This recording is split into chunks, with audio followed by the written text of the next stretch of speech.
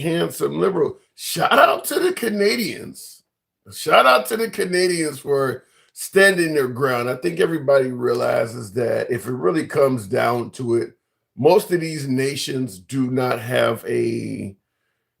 really have a military chance in hell of defending themselves against the United States. But shout out to them for not just standing down and letting America just run all over them. And this is what I asked on one of my shorts I did earlier today, which is if America attacks Greenland, or not attacks Greenland, but Trump has already threatened Greenland every way till sundown. And the question that was asked is, if those NATO member nations, which Denmark had military forces on that what do you want to call it? Denmark had military forces in Greenland. So did a few other nations. And the question is, if America tried to actually attack Greenland by force, and those nations, which are much weaker than American forces, got into a fight with the U.S., knowing they're going to lose, by the way, there's absolutely going to lose, would it be wrong as an American to root for those nations as opposed to your own country? That's what I asked. Would it be wrong to root for America? I mean, better yet, root for those European nations as opposed to your own country. I'd like to know from you guys, what do you think? The reason I'm saying that is, does your patriotism require you root for America, even if you feel confident that what America is doing is wrong? And when I say wrong, I mean up to and including killing people that don't deserve or need to be killed.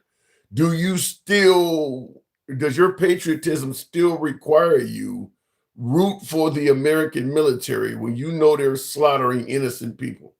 And I'm asking because that's the conundrum we might have faced if America decided to attack Greenland and the European Union fought back.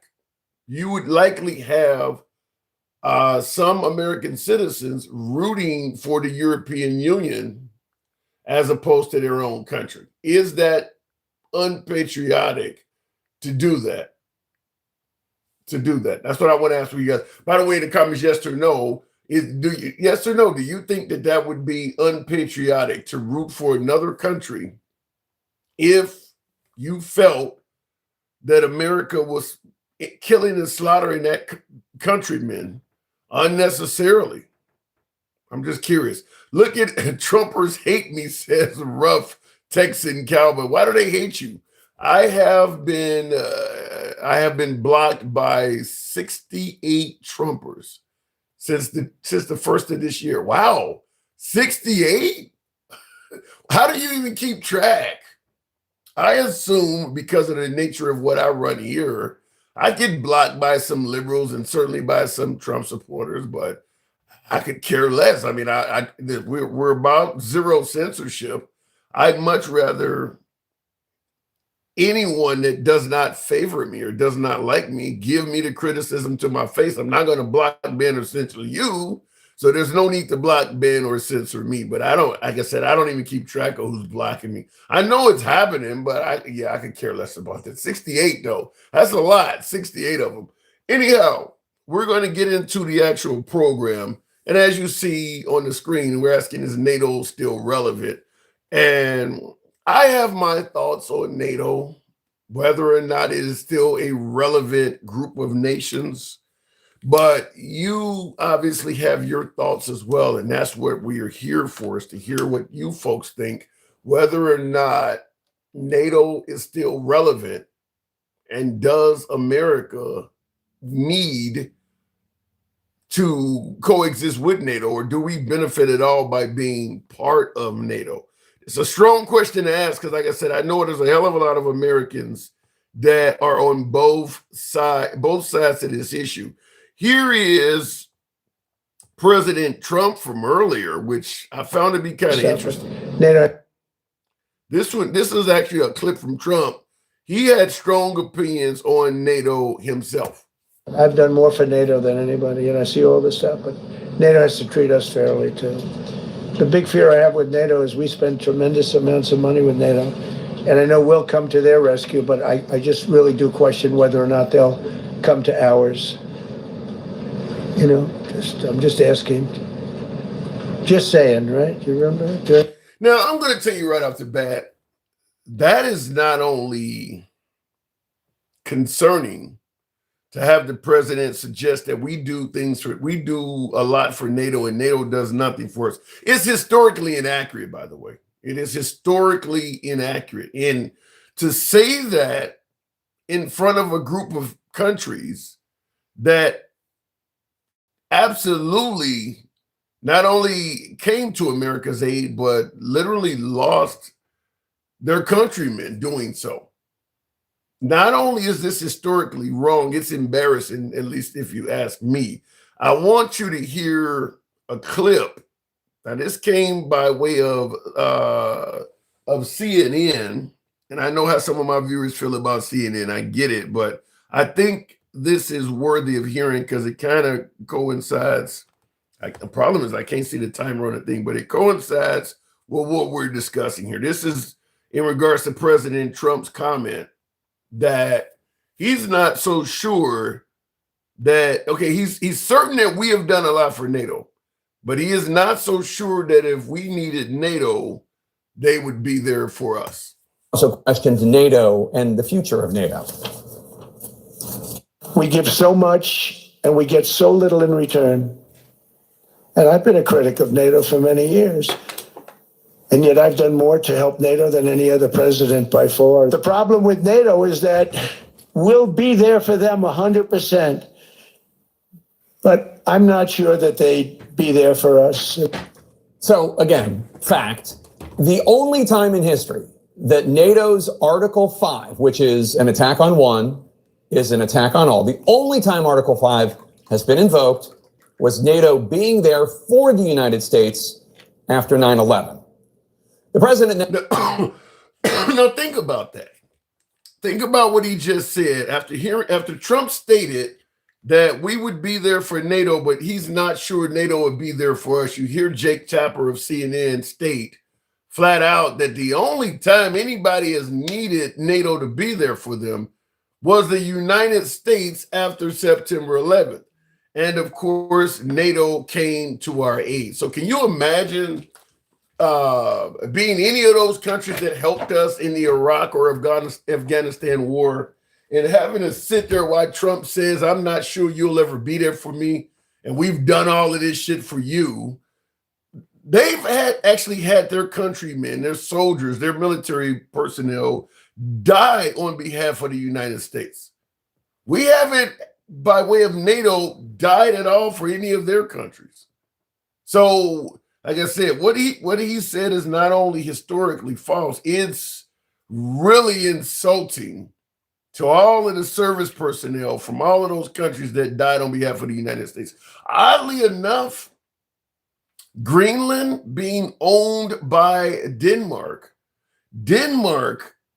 per capita had the highest amount of deaths or casualties in the Iraq war than any other NATO member country. So right after September 11th, America invoked Article 5. You know, that whole all for one and one for all mindset of NATO. An attack against one is an attack against all. So once we received an attack by way of Al-Qaeda, we invoked Article 5. America did that, meaning all the other NATO member nations had to come help us out because we had been attacked. Denmark lost more of their soldiers, had a higher casualty rate per capita than any other country in the NATO union. And Trump is sitting there telling them, we don't know if you'll be there for us. Can you imagine how horrible that sounds? That's like you took a motherfucker off the street when they were homeless and let them stay in your house rent-free for 6 months. And a few years later, they're like, man, I don't know if I really needed you if you would be there for me. You realize how bad that sounds? Now, obviously, you'll never get an apology out of President Trump. But this is a perfect example, as I've said on this program before, of how in the future, similar to the Hangover movie films, you're going to end up having a future American world leader pick up the telephone, calling foreign leaders and saying, look, we fucked up. I mean, that needs to be addressed, what Trump did today. To tell nations that actually lost actual human beings on behalf of the United States. I don't know if you would be there for me, but we've always been there for you. Wow. I'll just leave it at that way. Wow. And now listen, remember, it was Joe Biden that couldn't string together a sentence, that had dementia, that didn't know where he was. Yet Trump gets up there and says this, in addition to referring to the nation of Greenland as Iceland, a whole different landmass. How is this not bad? Bad for Trump, bad for America, bad for, I just want to say, the free world in general. How is this not bad? Now, President Trump did change his tune. And by the way, tap the screen. We'll take the first caller at 10,000. But President Trump did ultimately change his tune. And obviously, this calmed a lot of people down. We never asked for anything, and we never got anything. We probably won't get anything unless they decide to use excessive strength and force, where we would be, frankly, unstoppable. But I won't do that. Okay? Now everyone's saying, oh, good. That's probably the biggest statement I made, because people thought I would use force. I don't have to use force. I don't want to use force. I won't use force. All the United States is asking for is a place called Greenland, where we already had it as a trustee, but respectfully returned it back to Denmark not long ago after we defeated the Germans, the Japanese, the Italians, and others. Here's what I don't get about that also. Now you hear President Trump there making it clear we're not going to use force on Greenland. I don't know what weight that has at this point because of all of the awful things he said leading up to this. Now he has told us Americans that they've tentatively made some sort of a deal and that there's no need for any future discussion on using force to acquire Greenland, and there's no need to tariff all the European nations that were against it. So it sounds like all's well. But here's the problem. Whatever President Trump, I'm going to submit this to you, and I'll certainly love to hear your opinion, even if it's a counter thought. Whatever Trump got from Greenland in this so-called negotiation or deal, do you think that he could have still gotten that without having to threaten to take their country? Greenland was on peaceful terms with America. We have a treaty in place that goes all the way back to 1951, allowing us to essentially operate bases on their continent. Why not just ask? You know, it's like literally having a guy that's 3 foot taller than you, much more muscular than you, threaten to beat your ass and steal your watch if you don't tell him what time it is. And you're looking up at this dude, knowing that you couldn't do anything with him. He's much stronger than you, thinking to yourself, why didn't you just ask me for the time? I would have told you that. You didn't have to threaten to beat my ass. I would have gave you that information. The point I'm making is the deal that Trump made with Greenland, he could have peacefully asked for that. And it's very unlikely that Greenland would have said no. Look, we for security purposes, we want to expand our military on the island.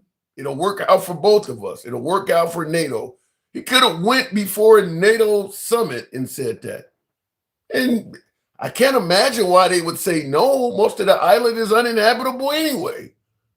This is a clear-cut example of attracting more flies with honey than vinegar. The whole threat of taking them by force, I don't see what the necessity of that was, other than, and this is where I want to hear from you folks, it was never about security to begin with.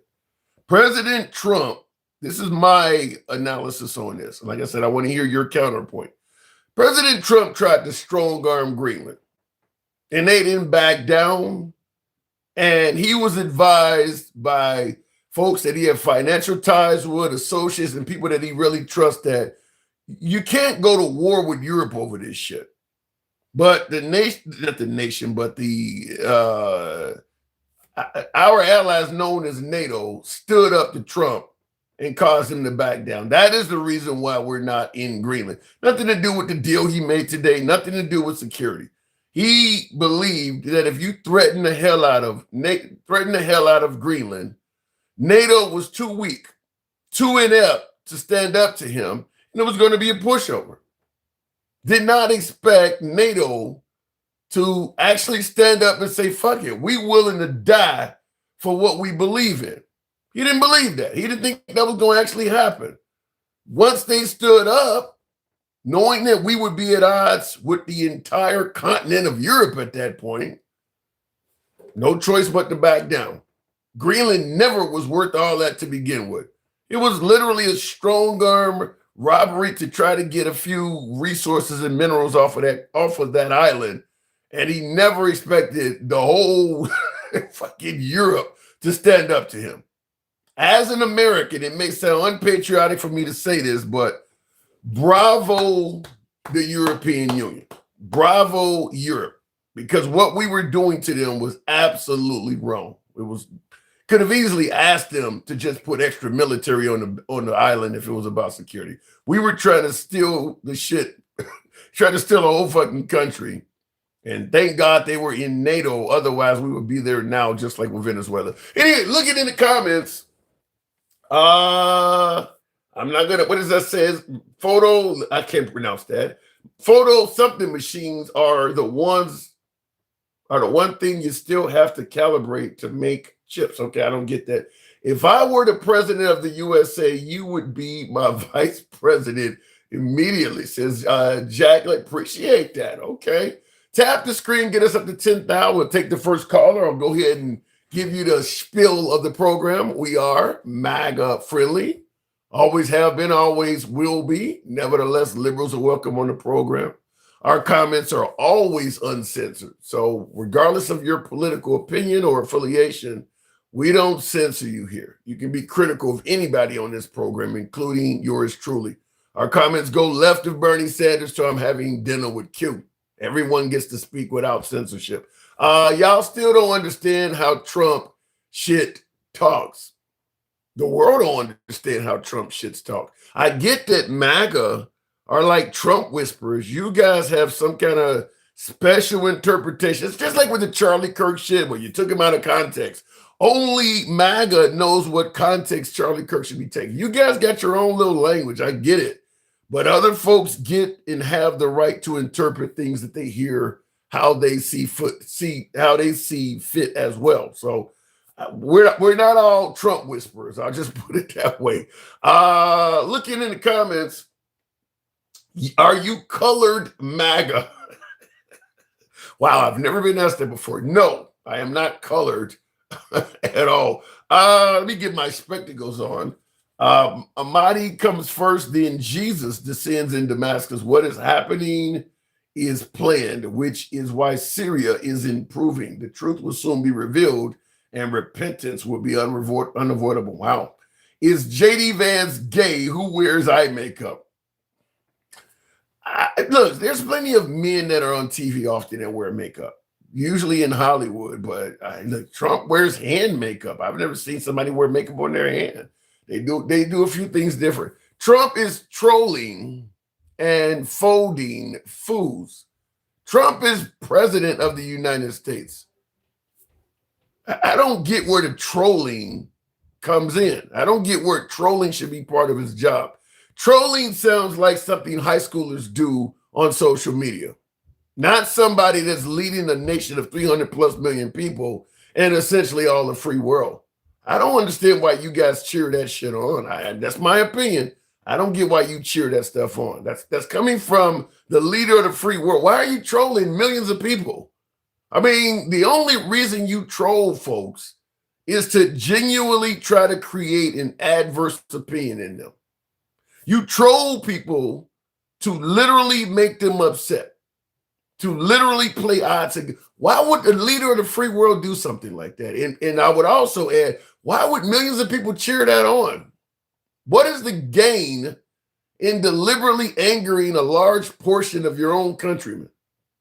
I don't understand that whatsoever. And then all of a sudden it becomes an well, you guys got Trump derangement syndrome. I'm going to try to make you cry, and then I'm going to complain when you do. Tell me how that makes sense. I want to see liberal tears, and then I'm going to act shocked when I see liberal tears. Somehow, some way, to a large portion of this country, that shit makes sense. God, let me know what your kids are like. Do you go around and beat your kids' ass and then complain when they start crying? I don't understand that. Let me go to the box. That makes no sense to me. I'm just going to tell you that. If you're going to troll people and then complain they got TDS, that makes zero sense to me. Tamar, New Jersey's best. Good evening, Tamar. Welcome to the program. Do we really need NATO? I'm asking that question at Tamar. Good evening. What's going on, Tim? Not much at all. Good to have you on. I say yeah, but that speech he gave today, wow, a total narcissist. Explain. Like, give me the narcissistic greatest hits. Yes, explain. He said that he basically, like you said, just left out Europe, like a lot of people didn't die doing after 9/11. In Iraq and Afghanistan. And as we know, they was in Iraq for no real reason because Saddam didn't have weapons of mass destruction. So we actually gave them a reason to fight that was illegitimate, and they lost people because of it. Yeah, and he just, like you say, it's like somebody let you live in their house for a certain amount of time. Yeah. And then years later, they're like, man, I don't even know if I can depend on you. Like, what? Like, how embarrassing is that? I don't know. I mean, one of the things, the first thing I'm thinking is, does he actually know history? Because that, to me, that is a really concerning thing to do to people that have fought and died beside you, to say that. So only way I can imagine somebody would make that type of misstep is you just are not aware of history. Word. Like, it's like, in MAGA, they love it. You should have heard the dude at my job. He's like, oh, Trump is, we got Greenland and this and that, and Trump is, no, he wasn't on hinge today. He wasn't nothing. He was fine. And I'm like, what? Why do you, I guess, but you are correct. MAGA was overwhelmingly excited about the notion of taking Greenland by force. Why do you think that is? Why do you think MAGA has such a different view on this? They're gung-ho about literally taking over a sovereign nation by force. Because we know they're cult members, Tim. They do whatever, like I said before, they're like toddlers. They hear their father repeat something, and then they're gonna repeat it. What do you say? They wasn't down with it. You said who? At first. They wasn't down with that at first. Well, they didn't know he was going to do that. I don't think when Trump was campaigning, I don't recall him ever campaigning suggesting that we want to take Greenland even if it's by force. No, he never did. But and it's bad. It's just bad business the way they conduct themselves. Like forcing them, and then you get what? You could have just got the bases and then work something out with the minerals if that's what you wanted. Yeah. You could have did it behind the scenes. You didn't even have to do it the way he was doing it. Yeah, that's my take, is that, okay, now they claim Trump is suggesting that a deal has been made, and I'm kind of the same way you're suggesting, is that you could have done this without ever threatening to use military force against them. This is something you guys could have easily talked about. Probably wouldn't have to pay Greenland anything, because you're talking about operating in an area of their country that's uninhabited anyway. I don't understand why it escalated all the way up to the threat of force. Did Greenland or Denmark say anything about this agreement that they made? Because only I know is Trump posted it on Truth That's it. Yeah, well, listen, you know Trump when he says they're eating cats and dogs and things like that. If you don't have backup, remember every single world leader Trump meets with, he comes back and says it was a really great positive meeting. He said that with Kim Jong-un, he said that with Vladimir Putin, and nothing comes out of this stuff. So you got a loud background. You got a TV on or something? Yeah, I do. Yeah, it's really loud. I didn't even know you could put that up. I got my it's pretty loud. Noise canceling. Okay. That's better. Yeah, much better. Yeah, but Trump is going to tell you anytime he meets with a world leader, the outcome was great. And oftentimes nothing comes out of it because he said that when he went to North Korea and met Kim Jong-un. He said that when Vladimir Putin came over and met him in Alaska. And nothing comes out of that stuff. So if he tells us a deal has been made in regards to Greenland, if you don't hear the Greenlanders and folks in Denmark or members of the European Union say that, I would be hesitant in terms of confidence that it happened. Yeah, you're right. Because we haven't seen no deal on paper yet. All these deals, we haven't seen like maybe one. And I don't even know which one that was, but all the deals, he hasn't actually shown anything on paper. But he did announce he's not using force. Do you think there's a reason behind that? Yeah. I mean, come on. Wasn't the stock market's going crazy because of the tariffs that he put on? Americans were going crazy, period. I mean, the idea of going to war with Europe, he had a stock market. Investors are going crazy. There's going to be tariffs on all of Europe, but they said they was going to pull Europe said they wasn't going to send their soccer players to the cup too. I don't know why they said they was going to pull their soccer players. I don't know why they've been haven't done that. I don't know why. Certainly Latin America. I don't know why they haven't done that already to begin with. Right. Hey, it's only begun. Just like everything in Minnesota, I told you that's the beginning. This is just the beginning. What are you expecting? To cause mayhem. What kind of mayhem are you? What kind of mayhem are you expecting? Anything to stop the elections, to stop the midterms. He can't win them. He knows he can't. So if you're in power like him, what are you gonna do? You're gonna do as much as you can do to stop that shit. And he's going to find a reason. He's going to start calling what's the insurrection or martial law.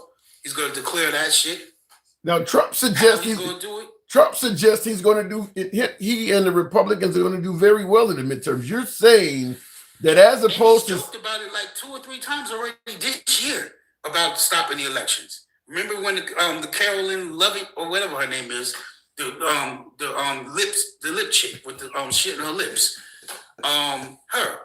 When she was, one of the reporters said something about it, and she said, "Oh, he was just joking. He was being facetious or some shit like that." Yeah, and that's the thing. That's the thing. That's what I asked earlier. I don't understand why anybody would champion a president, quote unquote, trolling about not having free and fair elections. I don't see why people think that is funny or favorable at all. By the way, thank you for the hat, there, Cedric. Yeah, but I don't understand why anybody would favor that, huh?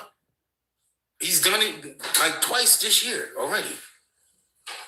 So you actually believe that he's not trolling? A month into it. You actually believe that he's not trolling, that he's actually going to try to prevent the midterms from taking place?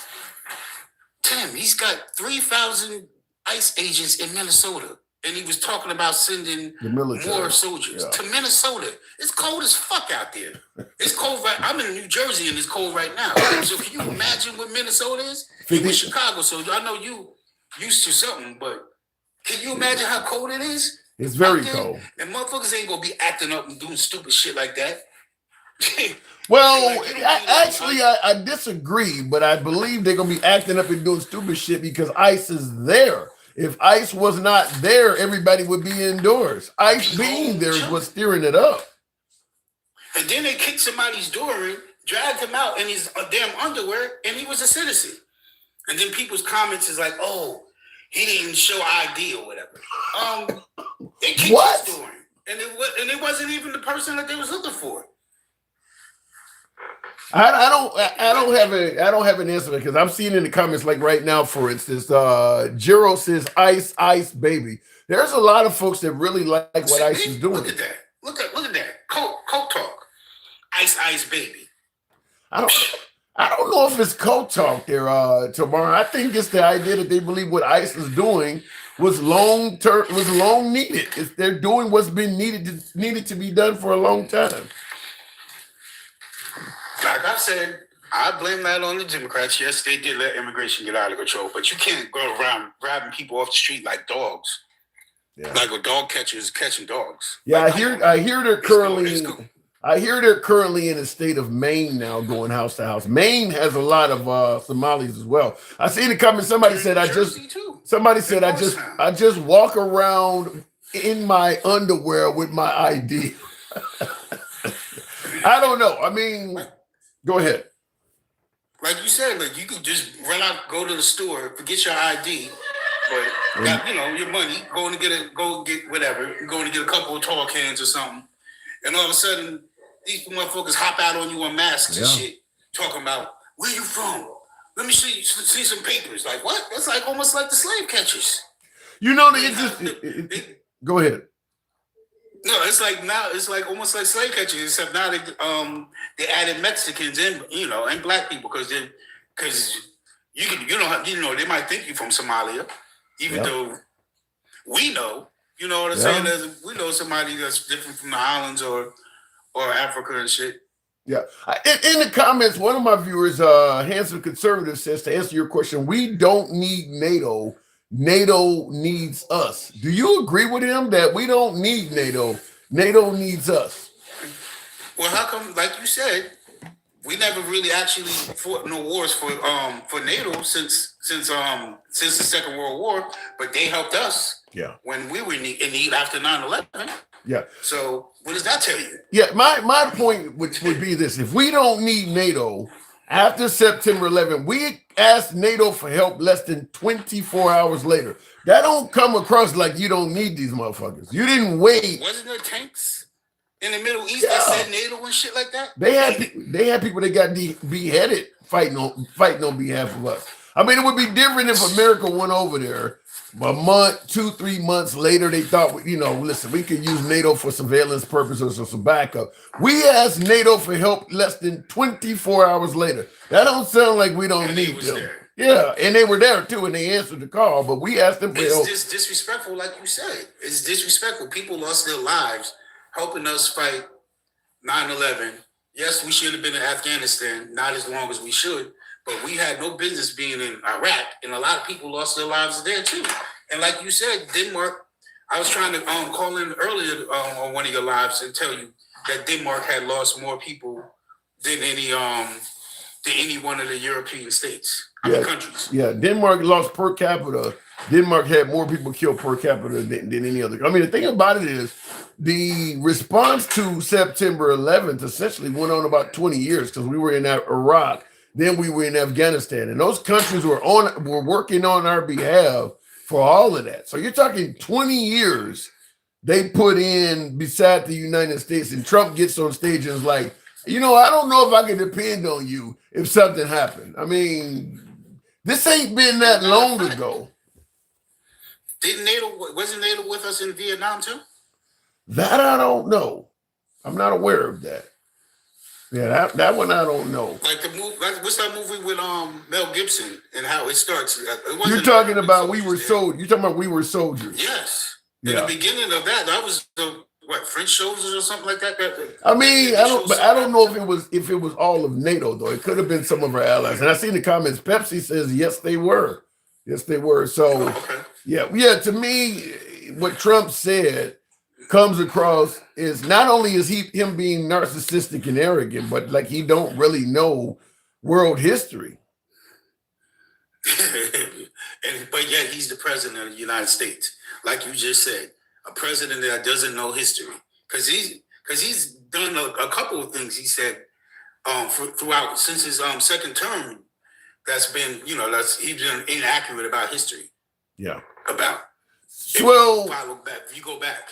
when he's being interviewed, whether it's on Air Force One or standing outside of Marine One or the White House, so some reporter needs to ask him about this. Like you said, you don't know if we can depend on NATO. You know, do you know what happened at the September 11th? Because to me, it sounds like when he made this statement, he was either not aware of them helping us in the past, or it wasn't on his mind or something. Because like that, he just don't care. That's what they love. That he just don't give a fuck. Like he's a mob boss. He thinks he's a mob boss, and he doesn't give a fuck about anything. Nothing about history. Nothing about what people have done, other countries have done to help America. And he's just Trump. Because look how he started talking about Somalia in that play. What was it? What kind of meaning was it? We mean when he said Somalis are garbage. Yeah, he called them low IQ and everything today on a natural stage. Yeah, and you talk about you're saying about people in your country. Yeah, and not only that, but you talk about Trump derangement syndrome. He can't stop talking about Biden for shit. Nope. Biden's name came up so many times, like he cannot stop talking about Joe Biden. It's so funny. I was thinking about you when he said that about Biden having the Biden syndrome. Yeah, I mean, this is what I tell my MAGA viewers all the time. You give me your definition of what derangement syndrome is, and tell me Trump doesn't have it. You know, can't keep his name out your mouth, lives in your head rent free. Like, tell me Trump doesn't have some form of derangement syndrome. If you really want to talk about it with Obama too in his first term. Obama this, Obama, especially during the pandemic.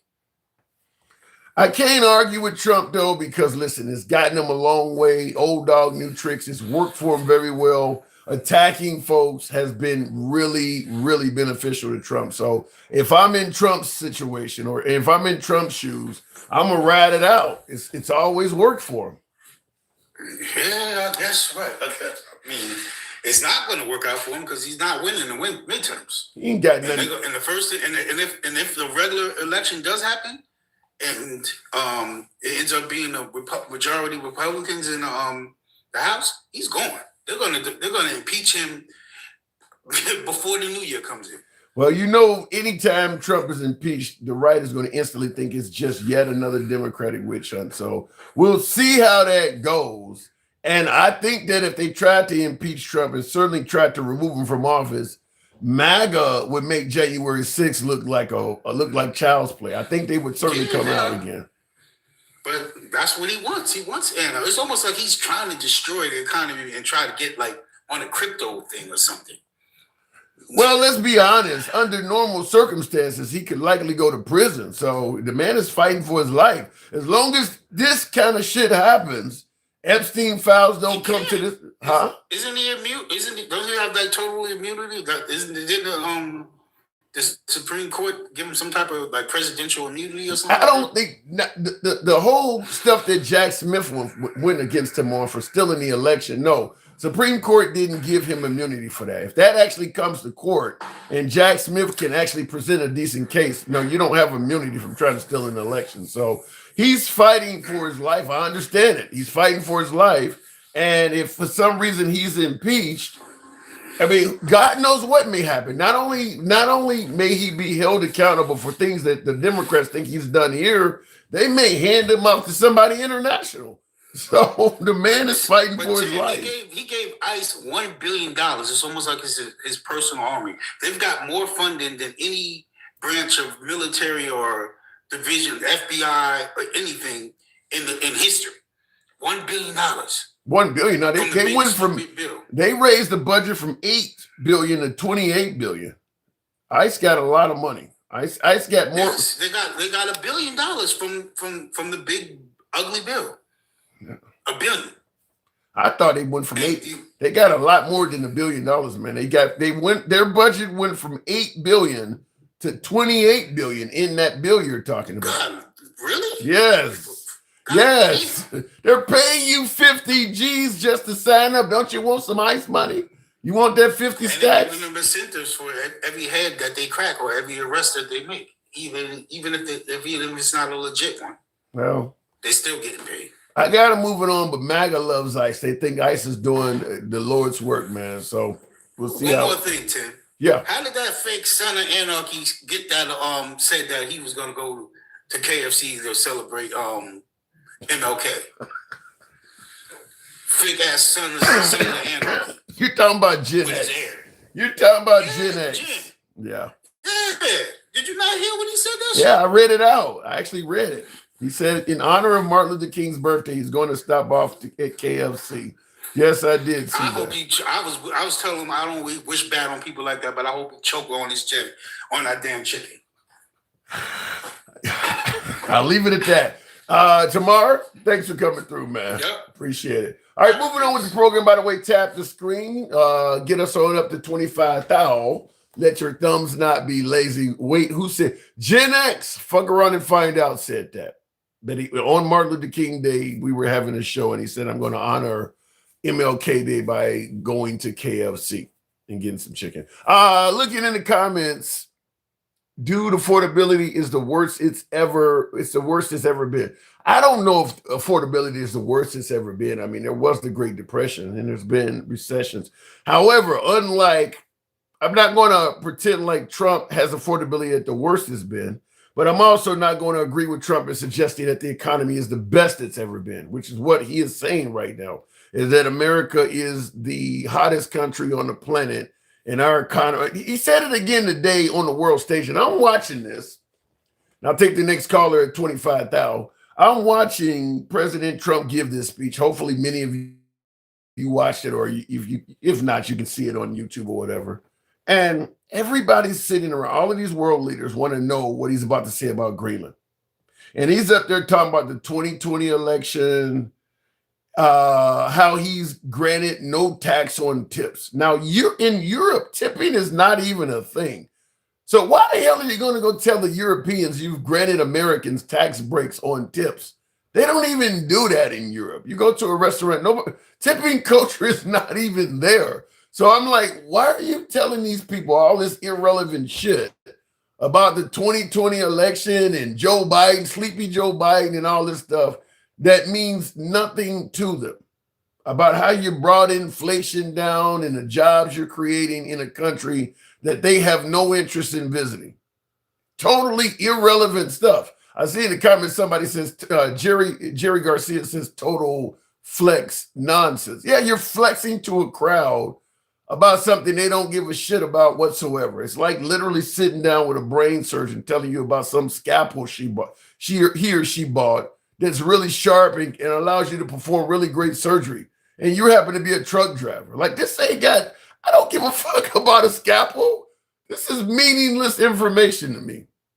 You gonna spend 20 minutes talking about tax breaks with no tax on tips and all this other. This stuff is meaning to us, So we came to hear about getting some kind of peace on Greenland.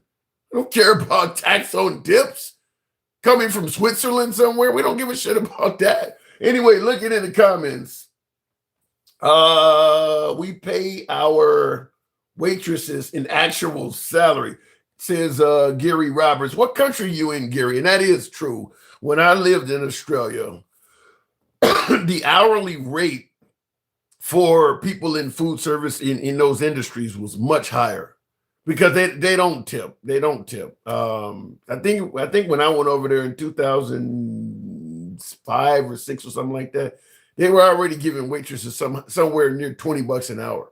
In America, I believe in America, you can pay a waitress as low as like $2 or $3 an hour because of the tipping culture. They expect that server to recoup the other wages from tips. I think waitresses can get paid well under $5 an hour. Bartenders too. Their salaries are really, it's below minimum wage. I've never worked in that industry. Anyway, looking in the comments, $3.10 in Idaho, says Pinky. Yeah, you can get him a $3.10 an hour. That's terrible. You absolutely have to be tipped if you're getting paid that low. So if you got one of those waitresses or bartenders or somebody serving you getting paid like that, and they sweating you for a tip, and your response is, no, you got to earn a tip. You got to actually give me impressive service. A tip is not automatic. Understand why they sweating you. They ain't getting paid shit. They may not have earned a tip in your ass, but they've earned a higher salary than that. That's crazy. Anyway, looking in the comments, have to be $30 to $40 an hour in Australia. Well, like I said, I've been gone for 15 years, so I'm sure they pay more. Unlike America, most other countries, their minimum wage moves. America's minimum wage doesn't move. I mean, America's minimum wage in many states is the same as it was back in 2005 and 6. Looking in the comments though, I wonder if Kaliningrad. Okay, these are foreign words I cannot pronounce. Kaliningrad has the Islander missile system. They could use tactical nuclear into NATO that will spark World War III. Here's the problem with that. And I'll go to the box. America has this notion that NATO is just weak, just inept. And I don't understand where that's coming from, considering how many nations that are part of NATO that are nuclear. I don't understand that, but America seems to see NATO, I don't know, equivalent to South Korea or something. They got NATO way down on the scale, regardless of the fact that NATO could not compete with the United States militarily. They could compete with most other countries on Earth. Out of the 180 countries on Earth, how many countries could take on NATO with any successful results? There's only you could say China, Russia, I guess, if they're fully equipped and ready to go. Outside of that, what other country could take on NATO and have a decent chance of winning? NATO is way the hell up there. So the idea that NATO is weak makes no sense at all. I don't understand why people say that. Real quick before we go on to the next caller, another statement President Trump made here, I want you guys to hear, because this is another nation that we may have to ultimately apologize to, our neighbors to the north. All we want from Denmark for national and international security and to keep our very energetic and dangerous potential enemies at bay is this land on which we're going to build the greatest golden dome ever built. We're building a golden dome that's going to, just by its very nature, going to be defending Canada. Canada gets a lot of freebies from us, by the way. They should be grateful also, but they're not. I watched your Prime Minister yesterday. He wasn't so grateful. But they should be grateful to us. Canada lives because of the United States. Remember that, Mark. How does Canada, and by the way, he's addressing the Prime Minister. I want to play a quick second of that again. Listen to the end of that. States, remember that, Mark, the next time you make your statements. That's bold. Not only did he downplay Canada like that, the Prime Minister of Canada is in the room and he's calling him out like, you need to remember, you wouldn't be around if it wasn't for this. Sounds like some Suge Knight type shit. My God. But what do you guys think by way of yes or no in the comments? Do you agree with Trump that without America, Canada wouldn't be around? I guess the world wants to take Canada out or something like that. How many of you folks agree with that? That without America, Canada would not be around. Tim, our military has alien technology. They have sticks and stones. You realize how many other countries have nukes other than just America? MAGA reacts. Good evening. Welcome to the program. By the way, folks, help your boy out with that TikTok cap. Gold there helps out the program, shows the support. MAGA reacts. What the hell happened today? Nothing happened. They had a meeting. Everybody's happy. He was talking with NATO about what's it called? About Greenland, and he was talking with Egypt about Gaza. So you believe everybody's happy? I have not heard of any of these countries on YouTube or anywhere else claiming to be happy. I haven't heard that. It's an expression, just an expression. I didn't seriously think everybody was happy. Just the overall tone was a cheery one. I haven't heard that. I have not. I've heard Trump paint some sort of successful picture behind the scenes negotiating with these countries. I have not heard from any of these countries in regards to that. It's Trump saying that somehow, some way, something came out of this. Nobody else is saying that. Look, I mean, he showed us the text messages the other day that shows that when they talk to him, everything's good and that these people are happy to work with him. So, like, for you to tell me, oh, what he's saying is a lie because whatever, I'm like, he showed us the text messages. Like, what do you want him to do? Put a lie detector on these people and record it for you? To be like, look, they're not lying about working with me to secure Greenland.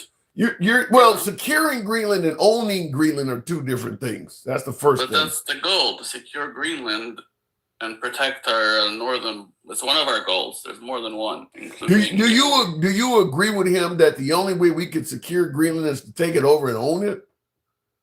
I mean, I don't agree with him on that, and I don't think it's the only way. But the goal is to secure it and to get the resources so China doesn't have us by the balls. But you do understand that the people of Greenland and the people of Denmark are both saying there is no threat from Russia or China, that the United States is making that up. They're on record saying we don't have any concerns with Russia or China doing any of this.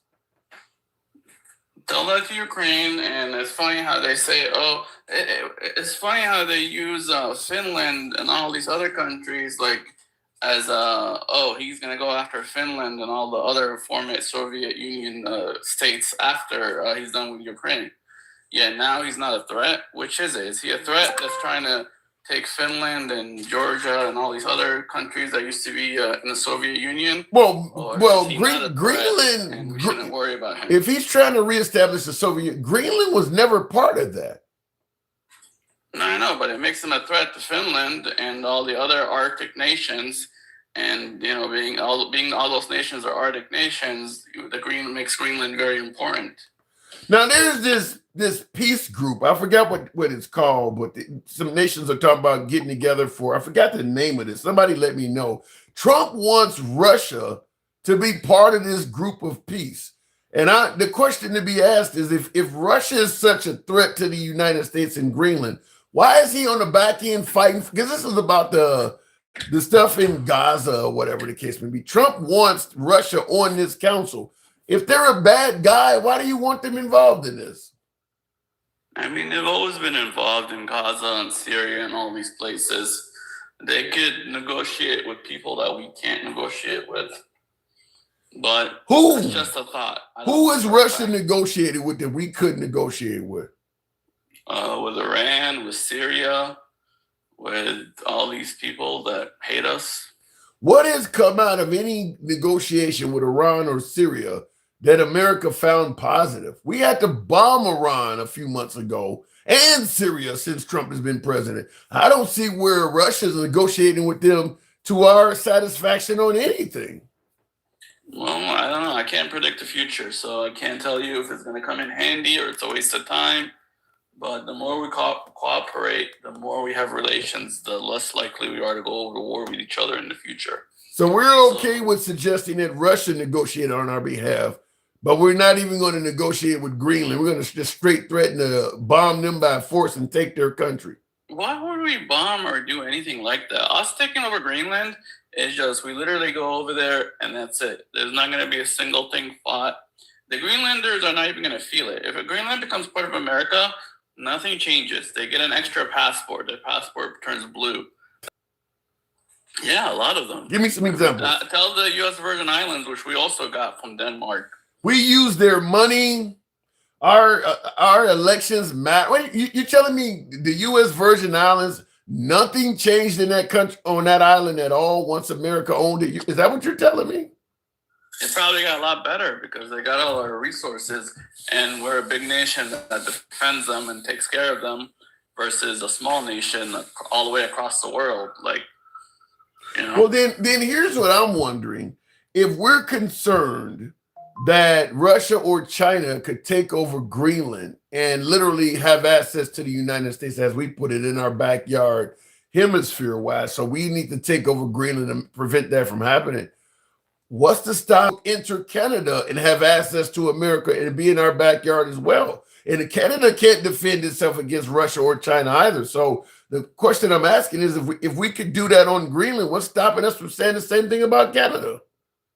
At least Canada has a military and has Canada actual cannot. resources. If the argument is we need to make sure Russia or China doesn't take over Greenland, we know Russia and China could take over Canada. We know that already. Even with Canadian military, they could not stop one of those countries. It's kind of funny you said that because China already owns most of the real estate in Toronto. I know that for a fact.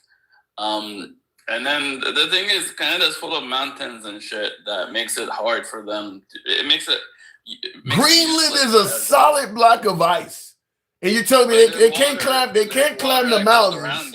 They can go. The one, protect against missiles. Two, secure the waterways. The waterways are becoming more important every day.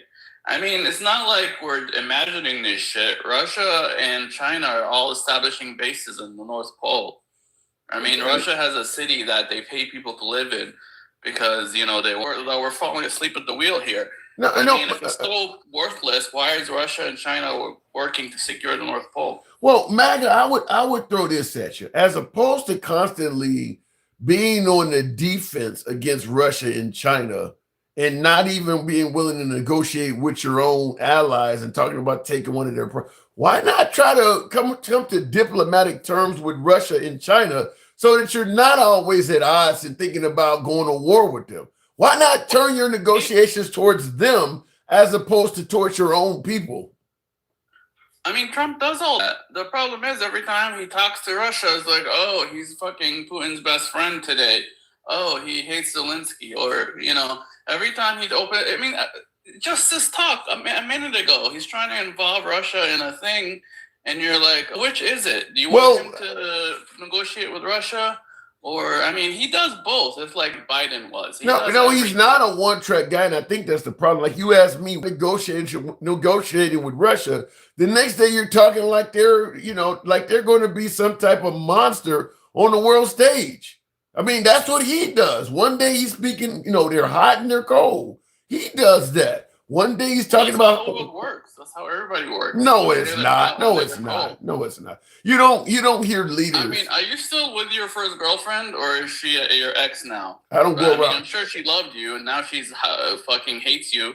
So people go from hot to cold like that. You guys make it as a bad thing that Trump adapts to the situation and Trump tries different things. I don't recall Bush, Obama, or Biden constantly bashing a nation and then also simultaneously saying the world leader's a good guy and he's smart and he's intelligent. Either the guy is a despot, a tyrant, or somebody that's bad to the United States, or they're a friend. One day he's telling us how intelligent Putin is and how he's a great guy. The next day he's telling us that Russia may try to take over the world. And then the next day he's back to how great Putin is. I don't know any other world leader that's stupid. He wouldn't be a threat. You not understand that part? I don't understand that part. If he was a dumbass like Biden was, he wouldn't be a threat and we wouldn't have to worry. But because he's a fucking evil genius, we have to have our guards up and fucking, prepare for the worst, but, wish for the best. And you're like, oh, when he hopes for the best, Trump's a dumbass. When he prepares for the worst, Trump's a dumbass. How about just some consistency? Either you feel that China and Russia are a threat, or you feel that their leaders are great, awesome people. It can't be both. One day he's favorable to all of that. That's how the world works, man. No, it's not. My brain's not big enough to figure that out. I don't know what to tell you. It's like any other fucking situation, People could be your competition, but they could also be your. You could cooperate. Do you have people in your life that you do that? You compliment them one day and then you're bashing them and going back and forth like that. You do that? Yeah, for sure. Especially ex-girlfriends. I don't get involved. Listen, if I gotta bash you that much, I don't need to be around you. Don't need to talk about you anymore. I don't keep complimenting and bashing, going back and forth. It's a hard path to follow. That's the point. Either you telling us we should be worried about this country, or we shouldn't be. You got to pick a side. You can't keep going back and forth. Well, that's not how the world works. Because once upon a time, Russia was our friend. Then they were enemy. Then you know, it's just how fucking politics works. Same with Germany. They used to be our worst enemy. Then they became one of our greatest allies. I don't recall Franklin Delano Roosevelt under, during World War II when Germany was doing. I don't recall us saying positive things about Germany. It was a bad country. We didn't say Trump is trying to play both sides of this. I mean, maybe not. I mean, first of all, there's no TV in front of him 2 hours Radio. every day. There's radio. He did have radio, but it's different because we were actively at war. I'm sure before the war, everybody didn't know if the Nazis were good or bad. Yeah, well, you know, when they claim to be socialists, I want to help everybody. Like these dumbass people claim to be socialists, I want to help everybody, and they ended up being evil. I think what you're trying to is put Trump in a category with other politicians and indicate that he's only doing what other politicians did, when that is historically not true. You don't have other politicians going back and forth, complimenting and insulting the country over and over again. That does not happen. You're making it sound like that's the way the world works. There is no historic. How the world works. That is not how the United States works. That is not how the United States has worked historically. No other president was doing that. That's not how the media has worked, but that's always how the world works. I mean, look at Israel and Egypt. We used to be enemies. Now we're decent allies. I mean, it's worked like that all over the place. Like people don't stay forever. I don't think like Vikings and the English ended up becoming one nation. They ended up merging after killing each other for 100. I don't think you get what I'm saying. While I agree with you, because it makes no sense, Tim. Well, let me help you out, because you're black and white. Let me help. You don't normally hear any American president indicating they're both simultaneously. Like you brought up that Germany used to be our enemy. Okay, when they were our enemy, we didn't say good shit about them. When a nation is our enemy, they're our enemy. When they're our allies, they're our allies. Only under Trump is he saying positive and negative things about you at the same time. When you're pointing out enemies, you're talking about something in the past versus now, not at the same fucking time. That's what don't make sense. Even today we know our enemies more than ever. Like even like Iraqis, even the Iranians right now, we know them as people as well. So even though Iran is our enemy, we know the Iranian people are good and we shouldn't hate them. So it's the same thing. I have never heard Trump say anything. I have never heard Trump say anything positive. I have never heard Trump say anything positive about the Iranians. Happy when they ended that 10-day war. So that does not change what I just said. That does not change what I just said. He has never said anything positive about the Iranian leadership like he does about Putin. I don't have a bigger head to say anything positive about. What? I'm sure I could find you some video of him saying some good stuff. I'm sure you cannot. He has never said anything positive about the Iranian leadership. It hasn't happened. You cannot find that video. Same thing about Syria. He decided not to shoot back after we blew up their stuff. He said something positive. No, he did not. That's how he is. He did not say anything positive about that. Look, you can pretend like it's out there. I would love to see it, but you're not going to be able to present it. By the way, it doesn't matter. Like you're nitpicking this stuff. It doesn't depends like how I'm using it. Because he still calls him a bad guy. He's just, like I said, tells you he's a smart bad guy. Then we don't have to worry about him. Here's a homework assignment I'd give you. I mean, since you're suggesting that this is just the way the world works, I challenge you, present some Obama or Biden or Bush clips of them saying negative and positive things about the same country in the same time period. I'm sure I could easily find them. Well, then easily find it and send it to me. Easily find it and send it to me. Trying to deal with them, they were our enemies. So easily find it. Shit about Iran. Then back it up. Easily find it. The other problem is they're not on video as much as Trump was. They don't have as much shit. You just said you could easily find it. Now you're backtracking. No, I'm hoping I will. But hoping. So you went from easily find it to hoping now. How they gave her it felt like an hour, but it was only like a minute. They gave her all the time in the world to leave, and I saw the video. I saw the video, and I didn't see that. To me, it looked like they told her. You saw the second one, or just the first one? I saw just the first one, and it was like. Watch the second one. She had so much time because the first one is cut in the middle. I don't know why you didn't notice the cut, but it's missing like 50 seconds in the middle. They gave her all the time in the world. She had nobody but they let her go. They left the car clear because they got distracted by some other guy.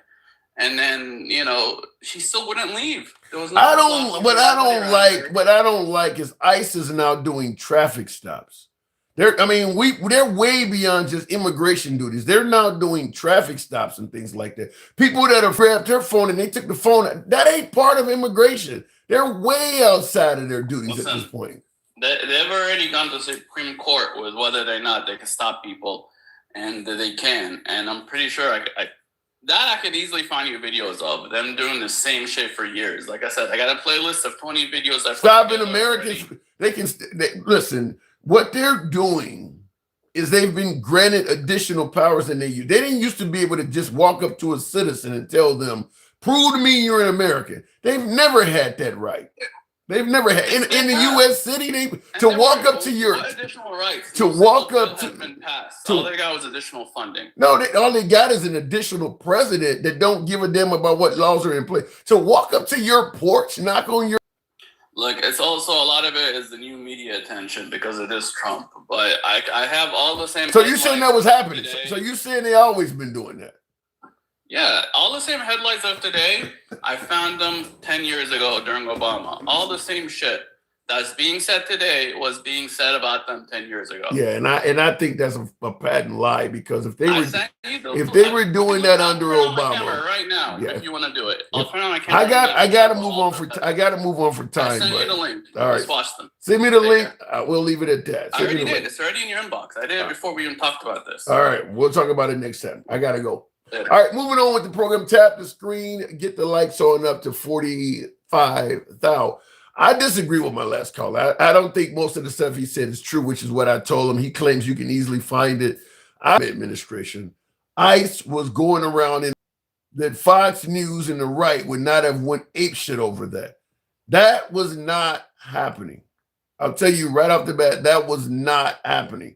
That Fox News would just sit there and not say nothing about that.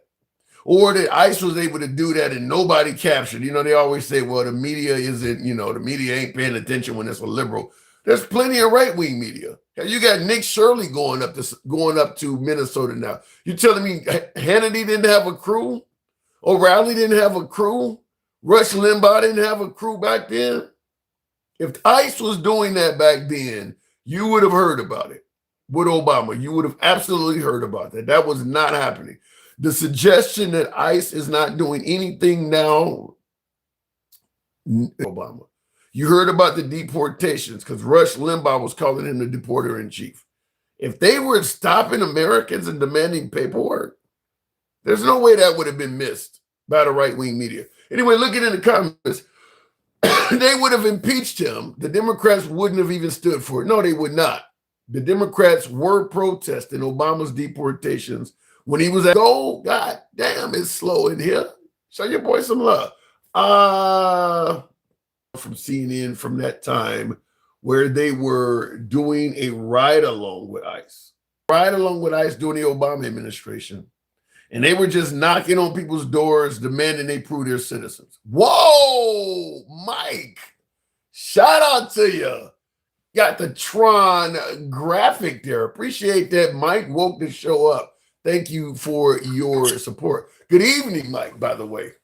What's up, dog? Did you hear my last caller? It's just bullshit after bullshit after bullshit. That's all it is. He doesn't have a life or spends the time to really research. So the Enemy Aliens Act is what Trump used to start this massive deportation. So let's talk about that, right? Okay. That's what kicked this all off. Using the Enemy Aliens Act. Okay, and before you do that, I see Jermaine says MAGA. Remember when they had to deem MS-13 and the other trade whatever as terrorists as did for that to do the deportations? When's the last time you heard him mention any of that shit, Tim? When's the last time you heard MS-13 mentioned? You haven't heard him at all. You haven't heard him at all, have you?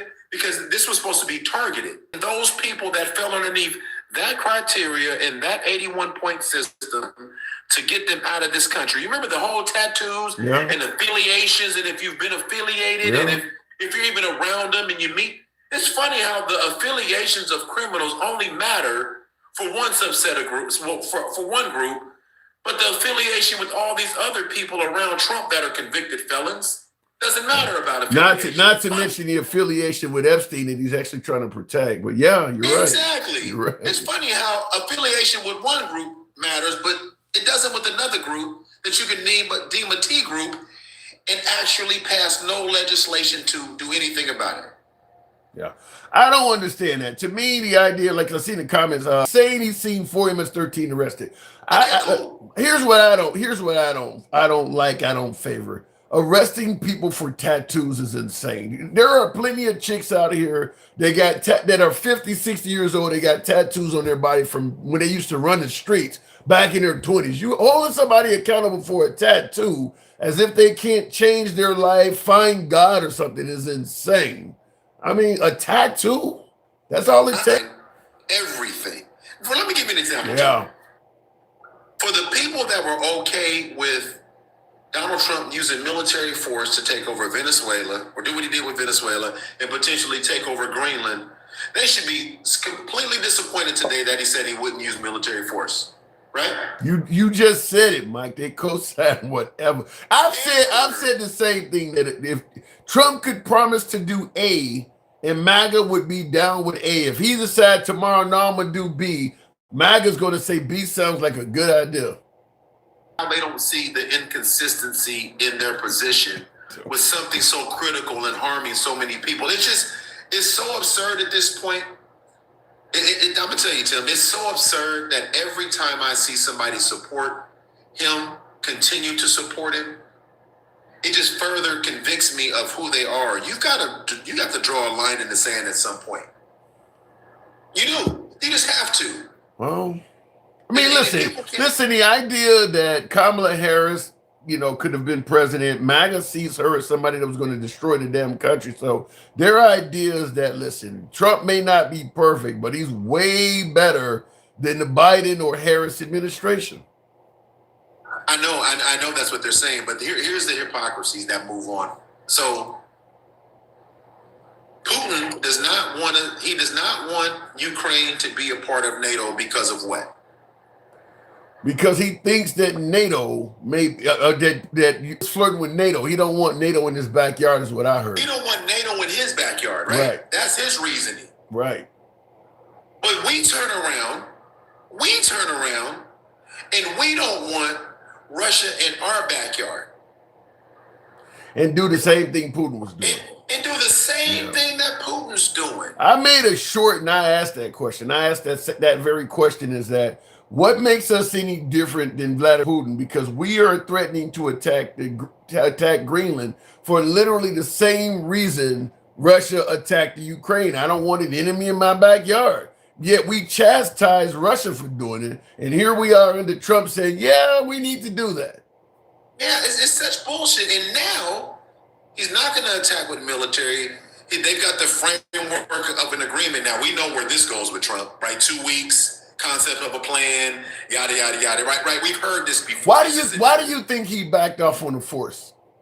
Because all he wants is the resources, Tim. Just like Venezuela, and all he cares. So if they come up with an agreement, which by the way, we already have a mineral agreement with Greenland, he's selling these idiots, his supporters, that this is about national security, has nothing to do with national security.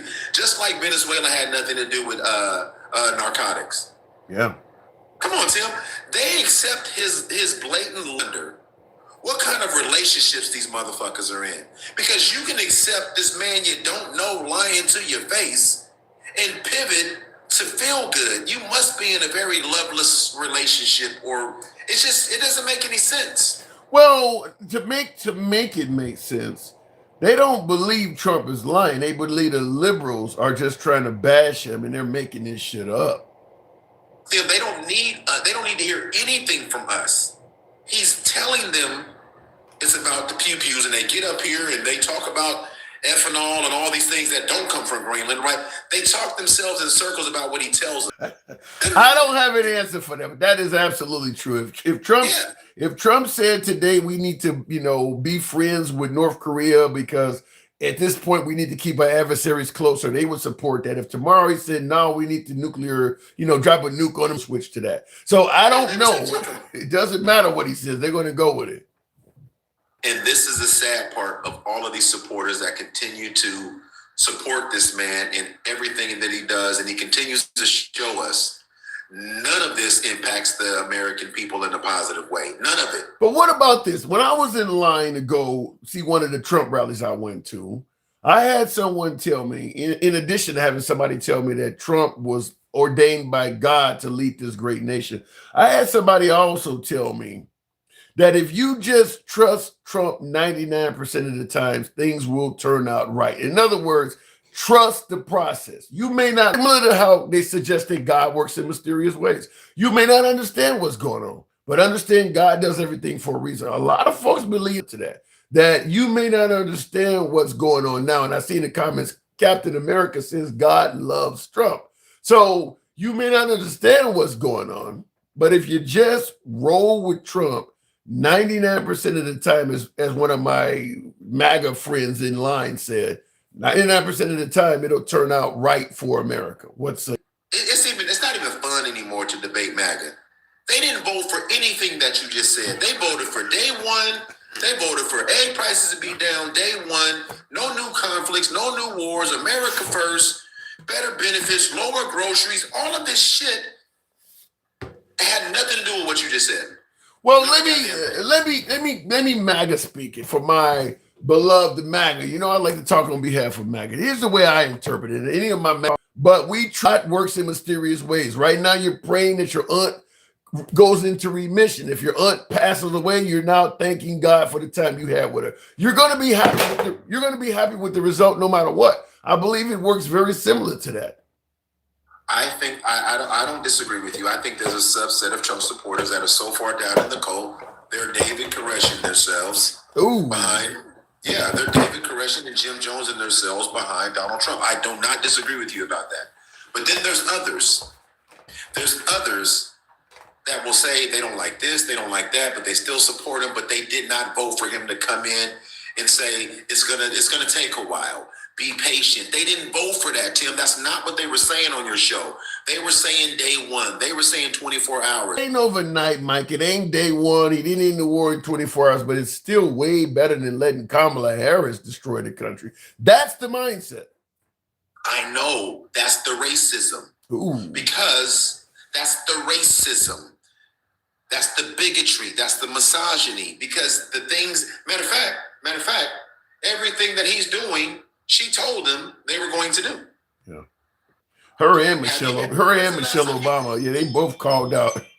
They called out quite a. No way. If you listen to them, he didn't know anything about it. He still don't know anything about it. But during the debate, everything that she said during the debate, if you play it back right now, that shit is happening right now. And they're so happy that she's out of the way. But here's the one thing about Trump supporters. You guys got to own it all. That says, LOL, that's not racism, not voting for Kamala. He said Kamala had a poor record in California. So not electing Kamala Harris has nothing to do with racism is what he's indicating. He said Kamala Harris was a bad candidate. I know what he said. No, what he said was she had a poor record in California, which wasn't even true because people don't do their research about her record here in California. If they did their research and really looked at it, they would be like, she actually did a lot of great things. Yeah. That's why she was elected to her position multiple times, not appointed. But that's what happens when they don't read. I'm two directions in this. First of all, I totally disagree that she had a bad record in California. In fact, Kamala Harris had a great record by Republican standards because she was locking every damn body up for things. And all of a sudden, because she was a Democrat, just like with Joe Biden with the crime bill, they suddenly are all of a sudden concerned about a candidate locking up a bunch of black guys. I don't know where that came from because they normally favor that. However, I do believe that Kamala Harris lost because she was a bad candidate. Man, you know what? Stop saying that to me. Wait for somebody else to say that shit too. Because hey, wait a minute. I give my reasons. I think she was a bad candidate. I know you always say that with you. Okay. Because this didn't come down to her being a good or bad candidate. She was such a threat that he had to bring Elon Musk to give away lotto tickets. Tim, you got to be very yay. If she was such a bad candidate, he wouldn't have needed that. If she was such a bad candidate, I think Elon Musk had his own personal agenda to get his tech bros in place to help his companies. He stepped out in the scene, offered Trump a bunch of money, and Trump was like, well, shit, I mean, we'll take the extra help. I don't think Trump called Elon. I think Elon called Trump. Well, I don't give a fuck who you think calls who. My question is very simple. Do you think that she wins without Elon getting involved? Yeah, I do. Not by I don't think no. I think she loses. I think she loses without Elon. Nope, I don't think so at all. I think that, listen, Tim, you don't spend 253. We've had this conversation, and you've conceded this point. You don't spend that kind of money if you're not going to influence the election for the W. You don't do that shit. Go ahead. For $250 million and using Starlink and giving away lotto tickets to register to vote, are you sitting here with a straight face telling me that you don't think any of that influenced the outcome of this election? I'm not good galaxy. Thank you. I'm saying that Kamala Harris had over $1 billion and she lost every swing state. So just bringing up money alone ain't cutting it. There was no. I've said this. Here, let me tell you this. I know you don't favor this, but this is why I say Kamala Harris was a bad candidate. Trump supporters, just like with Obama, left rallies thinking, I really want to vote for that guy. I like what he's offering. I felt the same way walking out of an Obama presidential campaign rally in 2012. Folks walked out of MAGA rallies. I really like Trump, the energy toward the candidate. I don't believe that energy was there towards Kamala Harris. People walked out of Kamala Harris rallies thinking, I really don't want to vote for Trump. She sounds like somebody around Obama and revolved around Trump existed around Kamala Harris. I don't think she had any energy like that. Well, I'm going to say this. I think the polls showed that she did. I think that she went up in the polls. She was leading in the polls up into the election, wasn't she? She was leading in the polls because I think that if you had to replace Kamala Harris with Walz, Newsom, Bashir, I think the polls would have said the same. I think that she was doing well in the polls because there was a huge anti-Trump sentiment out there. It wasn't pro-Kamala. So if those people would have been leading in the polls too, would those guys have been all bad candidates? If you can't get people to vote for you and they're only voting, you're only getting the we hate Trump vote, you're not a good candidate. But Tim, you just said if you just swapped her out with any of those people, they would have been leading in the polls too. Yeah, but I think that they would have been able to close the deal. I think some of them would have led by even more. Because they were men? No, some of them would have had the it factor. Like, I think Gavin Newsom has the power among Democrats and maybe even among some independents to get an it factor like Obama and Trump has. Kamala Harris does not have the it factor. She just doesn't have it. That's what I'm saying to you is with all of that being said, I'm simply saying, you're saying if you flip the roles and put those people involved, I do believe that they would have won because there's a lot of misogyny out there. Right. There's a lot of racism. And before you continue, speaking of that, somebody in the comments Zero is saying, what does being a man or woman have to do with it? Exactly what we're talking about, Zero. There's a ton of misogyny, certainly in the Hispanic community, certainly among Christians that don't believe a woman should be in that position of leadership. Notice Trump won against two women. He didn't beat any men. He won against women. Go ahead, Mike. Time that we've had a female president.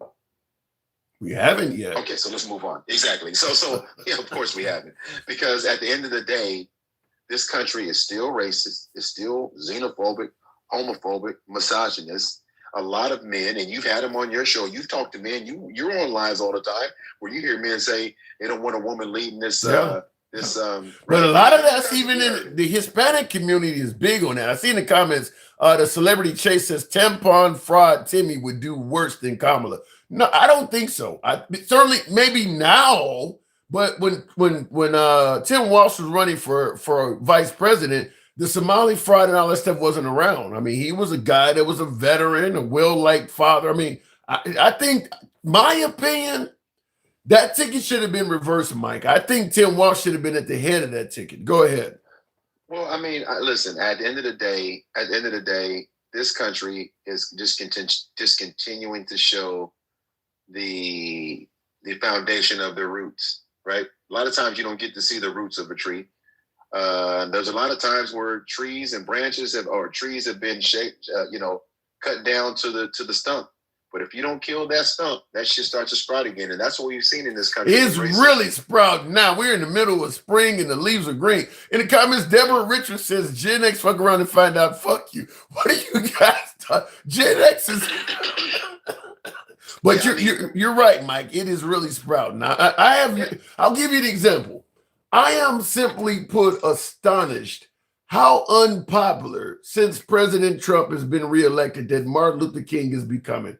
The amount of negative shit I said about Martin Luther King a couple days ago on his day, I have never seen that before. I haven't either. And you wonder, Tim. And so when these people always say we inject race into it, the first president that never acknowledged the man's birthday. Right, he's the first president of our time, and then you listen to these people on this app and on just talking so disparagingly about Martin Luther King, but those feelings have always been there. They've always felt that way. They're just comfortable to say it now. See, everything that we're talking about right now isn't about, and I said this before, Tim, and I'll say it again. It's not about whether America has felt this way. It's whether they've been comfortable enough to say it. Yeah. That's all it is. Yeah. Well, I've said this before. We can go back and forth whether Trump is racist. He is a pro-white president, though. I mean, I think that's pretty clear. You're kicking out brown immigrants. You're letting in white immigrants. I mean, you're talking about whites that are being victims of discrimination and possibly giving whites reparations. You know, you're talking about getting rid of Black history and Black holidays. Meanwhile, you're, bringing back Confederate names to base. I mean, he is a pro-white president. I don't think there's any denying that. No. It not only is that, and listen, he's a racist to me. But let's just say this: if they're trying, and I'm gonna go back to the beginning of our country, if the standard is for America to get bad hombres out and people that have been affiliated with them, right? Like I said, the 81-point system. Tattoos and a hat, because that's all the shit they sent Kilmar Brega Garcia out. Mm-hmm. If it's about affiliation and proximity, then why don't they use the same standard for white people? Why don't they hold white Americans to the same fucking standard? They preach this shit, they march on this shit, they come on your app, the MAGA reactions and the Gen X's and the straight talks, they all talk this shit, but the reality is the standard is not the standard for everybody. It's the standard for them. They have the complexion for the protection, and they know it, and they apply it. And then when someone else has to say something about it, then they're feeling oppressed. My only solution is to bring up MAGA after you and ask him. I got to move it on, but I'll have to get the answer to that question from someone that supports President Trump. Mike? Lastly, I'm going to say this lastly, because I appreciate you, Tim. I'm going to say this lastly. What we saw with our president today in Greenland was a disgrace on the global stage. When we get to the point, see, he went over and thought he was going to punk Europe, and Europe said, hold my beer. That's what the fuck happened. I agree. That's what happened, because he didn't expect that pushback, right? And so now you're going to work out a deal with Greenland. Well, what deal can you work out when you said you were going to take them? Now it's not about national security. Yeah, I don't understand why. Whatever deal we allegedly are in with Greenland, yeah, he could have easily. Greenland was our friend. You would have been able to get that without all the threats. Real quick before you go, Zero in the comments says the caller is too emotional. The standards the standards didn't even apply within Black communities by our own. He's addressing you, but I don't quite. He says a caller is too emotional. The standards didn't even be applied within Black communities by our own. I don't quite get what you're saying there, Zero. I got to move it on, Mike, though. Because Zero doesn't know what the fuck they're talking about. Mike. So bye, Zero. All right. Thanks for coming through. I said this during the monologue, is that Greenland was a definite ally of the United States. I mean, we got a treaty that's been in place since 1951 to have bases on their island. there was no need to make the threat. There was no need to talk about taking over Greenland. They would have given us access to every inch of that island to do whatever we needed to do for defense, for Greenland, for America, for NATO. The example I used earlier in the monologue is as if some really muscular guy that's 2 foot taller than you walked up to you and said, "You better tell me what fucking time it is, or I'm gonna steal your goddamn watch." Okay, I'm not gonna fight you because you're way too big. But dude, all you had to do was ask me. I would have told you what time it is. You didn't have to threaten to take my watch and shit. You could have just asked for that shit. That's the way I look at it. Greenland would have, all you had to do was ask. There was no need to make the threats and all of that shit. And unfortunately, because we have done that, that's going to hurt our relationship going forward with Greenland. It would leave them wondering, when are they going to come back again and try to do this? Now, what my last caller said is what I also agree with. And thank you for the hat and mustache there. Real quick in the comments there, it didn't count. I'll just say this real quick and I'll go to the box. America tried to strong arm Greenland. That's my humble opinion. Just like with Venezuela, we wanted some shit they have. And we figured we could just take it from them. Debo style for you Friday fans. Just give me your shit. Unlike Venezuela, the European theater via NATO said, look, I'm willing to die for this shit. I might only be 5 foot tall and you 7 feet. You much strong, but fuck it. We just gonna have to fight. Just like sometimes you hear about in prisons and shit like that. If somebody bigger than you, you still gonna have to fight. Because if you just let them take this, they're going to come back and keep doing it over and over again. Today, it'll be Greenland. Tomorrow, it might be Canada. The next day, it might be Australia. And one of the individuals did say, I believe it was the leader of Canada, one of those world leaders stated, if you're not at the table, you're on the menu. So Trump never expected NATO to actually stand up in defense of Greenland. Look, it's an out-of-the-way place. Only 56,000 people there. Nobody gives a fuck about it anyway. We'll talk a little bit of shit. They'll back down. He never expected all of that resistance. That's why we have a deal. It's not that there's really a deal there. It's that Trump was told by his close associates, and maybe he wised up himself and realized this is not worth going to war with all of Europe over. Going back to the box and tap the screen, get us on up to 60,000. Dencal, good evening. Welcome to the program. He never expected that. Dencal, appreciate the hat mustache there, Bomber Landscape. Dencal, so do you agree with me that Trump was trying to strong arm Greenland for their country? I wholeheartedly do. We've been saying this from the beginning. Why do MAGA support that? Why the hell he talking about sending our troops over there to die for some shit up there where he don't even know the fucking name? Talking about this Iceland. He don't even know what country he's talking about. Yeah, he called it Iceland a few times too. That's a Biden. More than a few times, motherfucker. You can't go to the meeting and call, the money grass. Like, you can't just do that. Like, it's intelligent people standing there listening to you say some dumb shit. So in other words, this is just just a strong arm robbery, and NATO stood up to him. You see it that way? They had to. Well, they could have. Canada got up there the other day and said we started a new world fucking order. Yeah. We down with China now. Canada said 2 days ago, we don't fuck with America like that no more. Do we go to war with Canada now? No.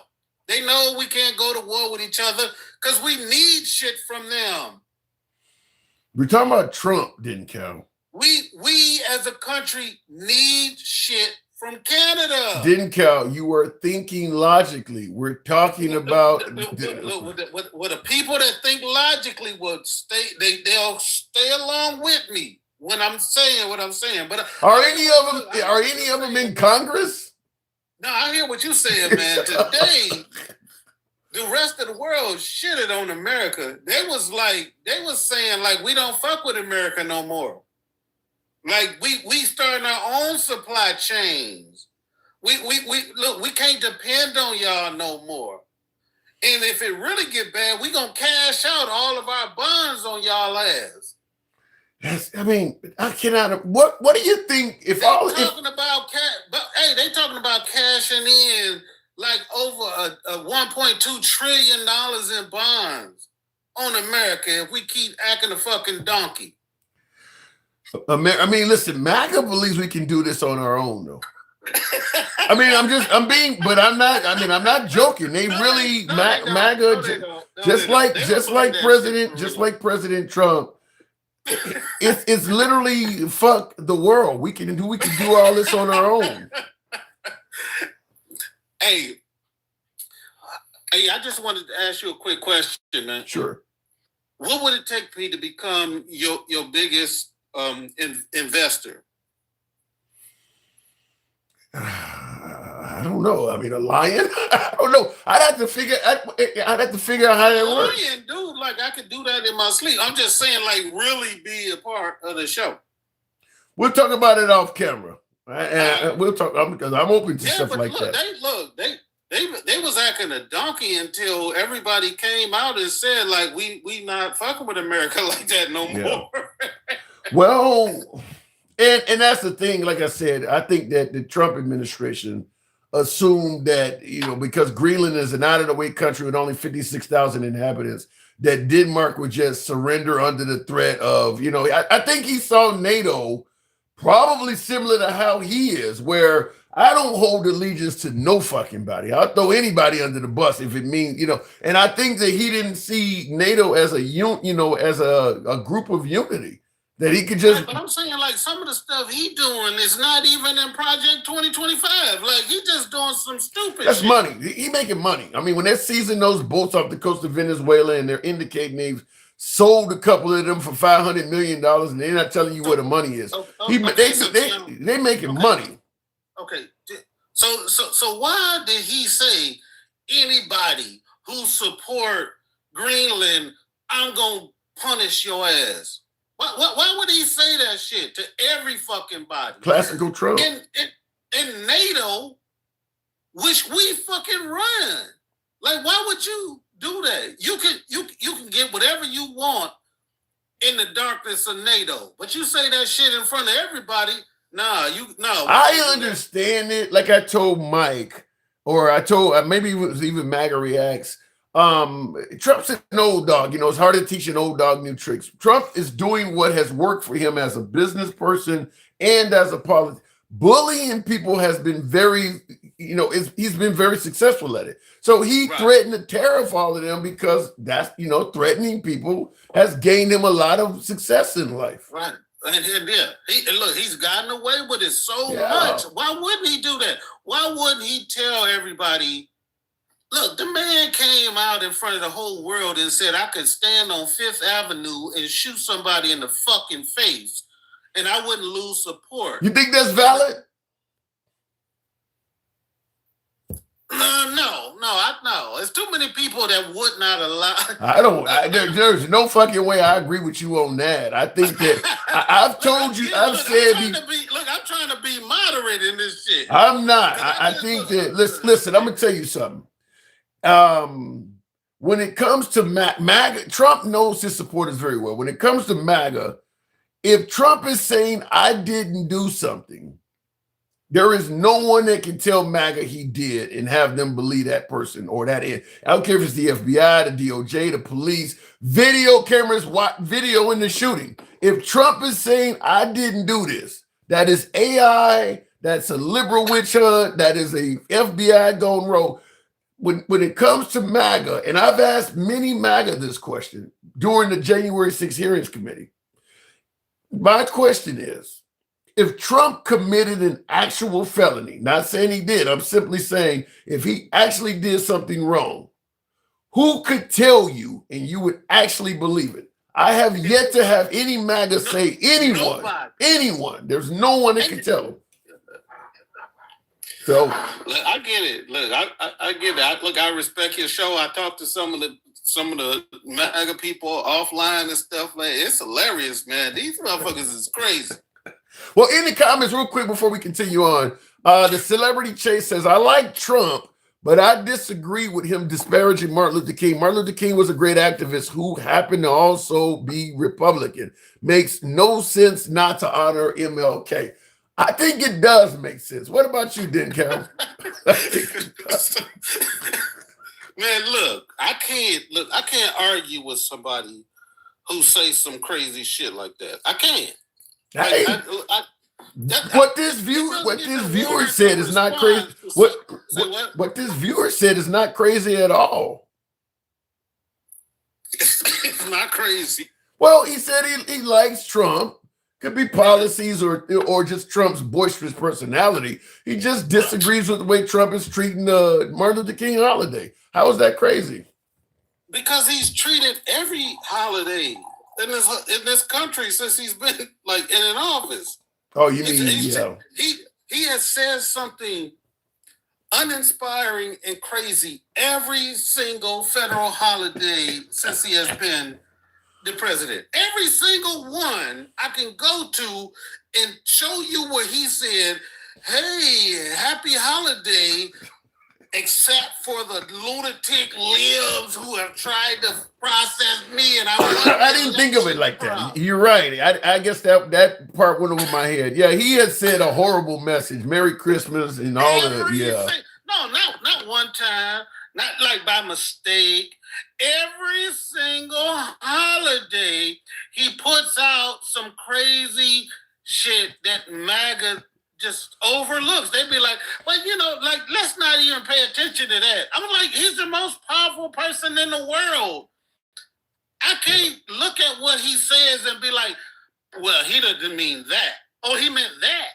But he didn't mean that. Yeah, that went over my head when his holiday messages are terrible. I mean, his Christmas, in fact, it started, his other Christmas message in Christmas on 2024 was terrible. And then obviously Thanksgiving, he said some crazy shit. Christmas 2025, Juneteenth was deplorable. I mean, yeah. I think he said some shit on Memorial Day. Yeah, his messages are really bad. They all every message every single one is except for the ones he like. You know what I'm saying? It's like a boxer. It's like getting a box of Cracker Jacks. It's like getting a box of Cracker Jacks. You don't know what's in there. His way, he got to step in and say some stupid shit every time. I don't know why he does that. That I don't understand. You know something? Because listen, the guy has he got his own trophy wife. He's got infinite wealth. He's the president of the United States. He's gotten everything he could ever. I don't know why he comes across as like a get off my lawn, Gran Torino version of what is the guy, Clint Eastwood. Yeah, like you come across as just hateful. Like you got everything you could ever want. And he just comes across like hey, listen, like Mel Perkins said, she said they gonna have a UFC fight at the White House in a couple of months. They done took our prize place in America. And this motherfucker done had a used car lot in front of it with the EV. He making money though. He making money. EVs in the damn parking lot and had the owner and said, look, go buy his car. Go buy his cars because he's been treated so badly. You talking about selling those Teslas. Trump is making a ton of money. He will go down in history by far. I mean, when I say by far, I mean by multiples. He will go down in history as the president that profited the most. I mean, they've already estimated he's made $1 billion just in 1 year. He has 3 more years left. And that's just going to. They didn't say he made $1 billion. He made over $7 billion this year. What did you talk? $7 billion. He made more money this year than he made in his whole fucking life. That I know. Real quick in the comments, a viewer posed. He says, Tim asked the caller if he can say anything good about Trump. So on you. Hold on, give me a second. And I see Celebrity Chase says, I agree. Trump doesn't handle the holidays well. No, he does not. No, he doesn't. Go ahead. I'll give you one thing that like I really agree to what he did.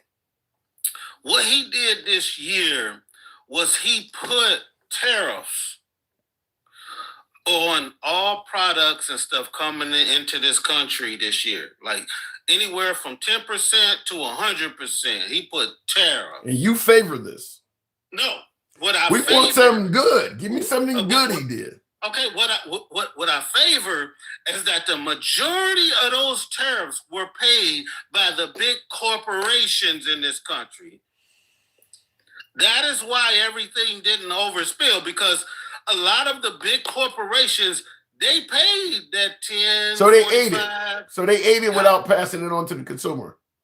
They didn't pass it on to the consumer because they said to themselves, if we could just outlast this stupid motherfucker, then we could, you know what I'm saying? Then we could still get money. We could get money. But look. So he's cost him a bunch of money then. Yeah, look, when he say all of the money we collected and for the tariffs, all of that stuff, we gonna give some away. We gonna give some to the soldiers and sailors. We gonna give some to the people on welfare. We gonna give them a $2,000, a $5,000 check. We gonna give some money to the farmers because the farmers need money. You know what I'm saying? We gonna give money to the cattle ranchers because you know what I'm saying. I done fucked up their whole shit. You know, so we gonna give some money to them. And then, like, we gonna have so much money left over, and we're not gonna touch the fucking budget. I just ran up $2.7 trillion in a year. We ain't gonna talk about that. What about the border? Do you give him credit for securing the border? He said something good. He did an astonishingly good job on the border. Give the man credit. Give it up for him. Give it up for him. When you say astonishingly, like, what you mean by that? Ain't nobody fucking crossing that border. Why would you even come here? You may get shot. I mean, it's literally like trying to enter North. In fact, he himself said we have the most secure border than any country on the earth. And then he said, well, North Korea may. He's putting us in the category with North Korea. He said that. He said. Yeah, he said that. That our border is right up there with North. I mean, people get shot going to North Korea. Did you listen to his speech at Davos? Did you listen to him? Yeah, I listened to about an hour of it. That's a whole lot. Yeah. You sat there for an hour. Well, I'm working and I'm physical during the day, but I keep an earphone. Sit down listening to the president of the United States. Like you wasn't like listening what he was saying on the world stage, understanding everything that's fucking going on in the world. Like you wasn't listening to him. Like what he was gonna say, he said, we got to motherfucking own Greenland or the whole world is gonna explode. Canada needs to be more grateful. I mean, it was insulting. Canada said, fuck y'all today or yesterday. Canada said, we entering a new world order and y'all ain't in charge. That's what they said today. They said we entered into a new agreement with China. This is when, listen, I'm gonna be honest about this. This is when you need a General Milley to talk to folks. I mean, really, don't be saying that now. Yes, you've been sounding like you thought General Milley should have came under charges of shit. Oh shit! No, I said what he did was a crime. It is officially a crime. There you go. You say what he did. No, not his job. It was a crime. It is a crime. You agreed with Donald Trump that General Milley, who sacrificed 40 or 50 fucking years of his life defending this country and saying to a no wannabe dictator, look, I'm about to stop the whole world from having a nuclear holocaust because this asshole is running the country. I'm just going to say it. I didn't say I disagree with what he did, but sometimes listen, what he did was. You say, look, he robbed the goddamn corner store because he needed the money to pay for his child. It's something like that. I mean, look, sometimes throughout history. An individual like, what is his name? Luigi Mangione. Sometimes people sacrifice themselves for the good of everybody else. Look, I don't know about that. That's like some wild shit. That was a bad. Wait, hold on, You know, hold on a second. I don't support what Luigi Mangione did, but I do feel he took out a genuine bad guy. Oh shit, that like hurt me. Like we've been trying to. The guy was. Listen, you the right thing for all this time. You said. Like a businessman who made a distant decision that ultimately led it to. If you're making business decisions for your bottom line that is ultimately causing people to die or not get surgeries they need, and make shit so they can't afford it, yeah, you're a bad guy. Yes, you are a bad guy. Well, goddamn Donald Trump, motherfucking, is a bad guy. Trump is playing the role of a bad guy. I'm not disagreeing with that. I'm not playing a role like he's actually been being a bad guy. He ain't playing no damn role. Semantics. But yes, we got a show to run here. But yeah, listen. He's playing a role oftentimes of a bad guy. Yes. I mean, what did you think his performance was? Like, did you think it like resonated with the rest of the world? Hell fucking no. Look. Oh, okay. I didn't no, because just like Saddam Hussein knew that he couldn't take on America, these world leaders cannot let somebody just punk them out like that. Saddam Hussein, he died. Saddam Hussein died standing up to the United States. He knew he couldn't take us on, but I can't just let you punk me out on the world. What Trump is trying to do is punk people out by the dozens. They can't just because otherwise when these folks run for re-election, you may have one of their citizens walk up to one of their prime ministers or they're like, your pussy ass can't even talk to America. How the hell you want me to vote for you? How do you feel sometimes when we thinking about listening to all of this shit about us colonizing other countries and shit, like, oh, we just gonna take it because it's in our national interest. And now they talking about the Monroe Doctrine, like we get to control the whole Western fucking hemisphere. All of that shit is ours because it's in our best interest. Like, how do you what was it called in America?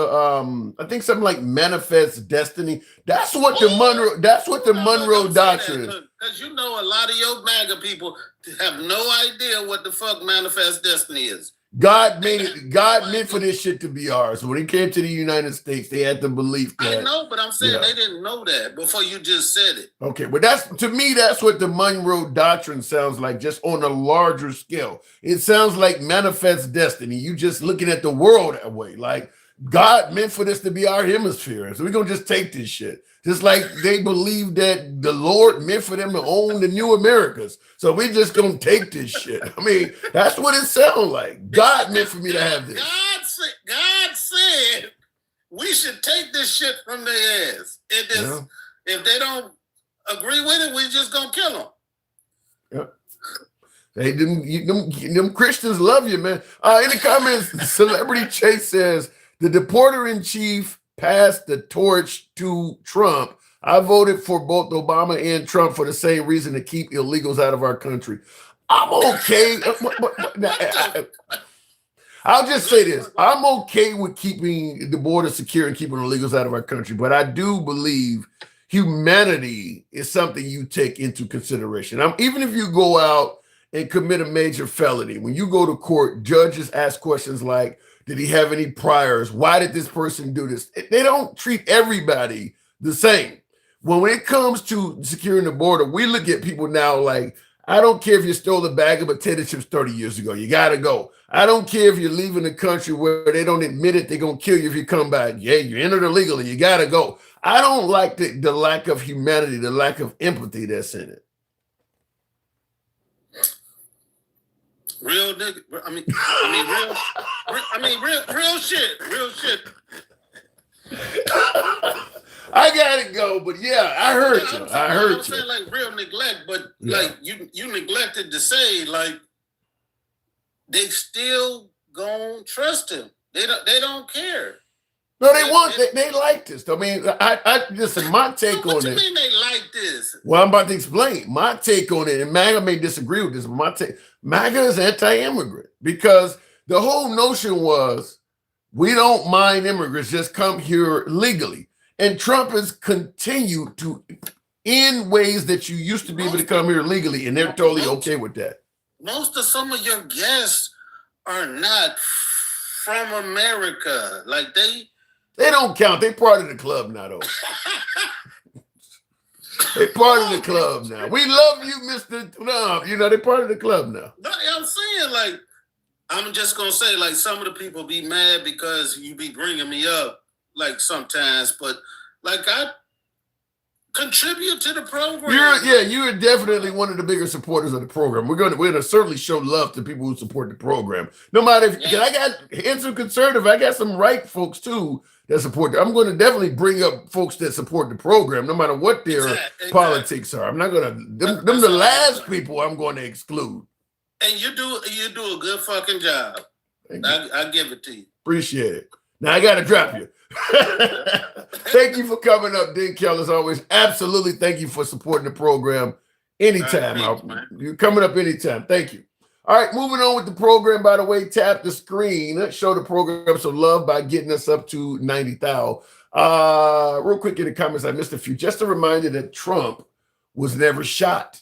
That was faked 100%. Says, why even try? I love the name. Why even try, Brotendo?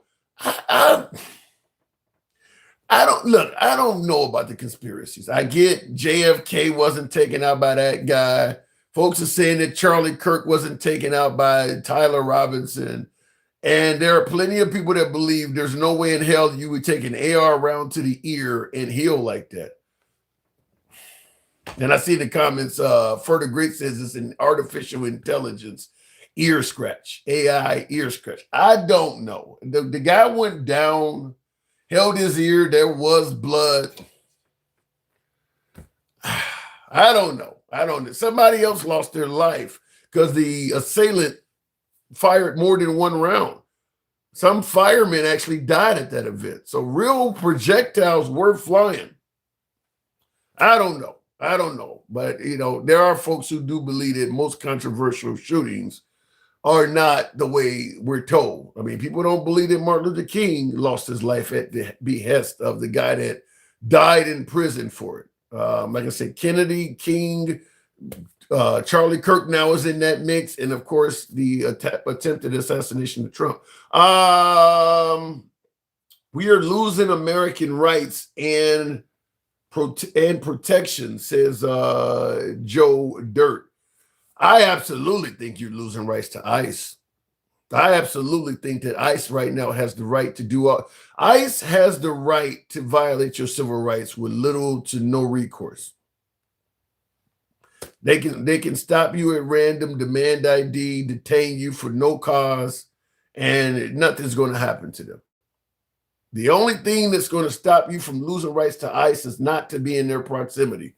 If they see you and grab you, they can do that. I had a story I read and posted today of a couple on Carnival Cruise Line. ICE came into their room while they were sleeping with flashlights and every damn thing. Took them into custody while they were on a Carnival cruise and detained them for a while. Turns out they just happened to have the same name as somebody else or something like that. No apologies. The woman was naked when they came in the room. I mean, all of that. Didn't apologize to him, anything. Carnival Cruise Line. Should be able to easily find the story. In fact, there's a YouTube video that I found on it from the local news in that town. If I find it, I'll play it because it's only like a 2 or 3 minute video of a news outlet, local ABC or whatever affiliate covered it. But yeah, came in a room on a cruise ship and did that to them. If ICE grabs you, ain't shit you can do about it.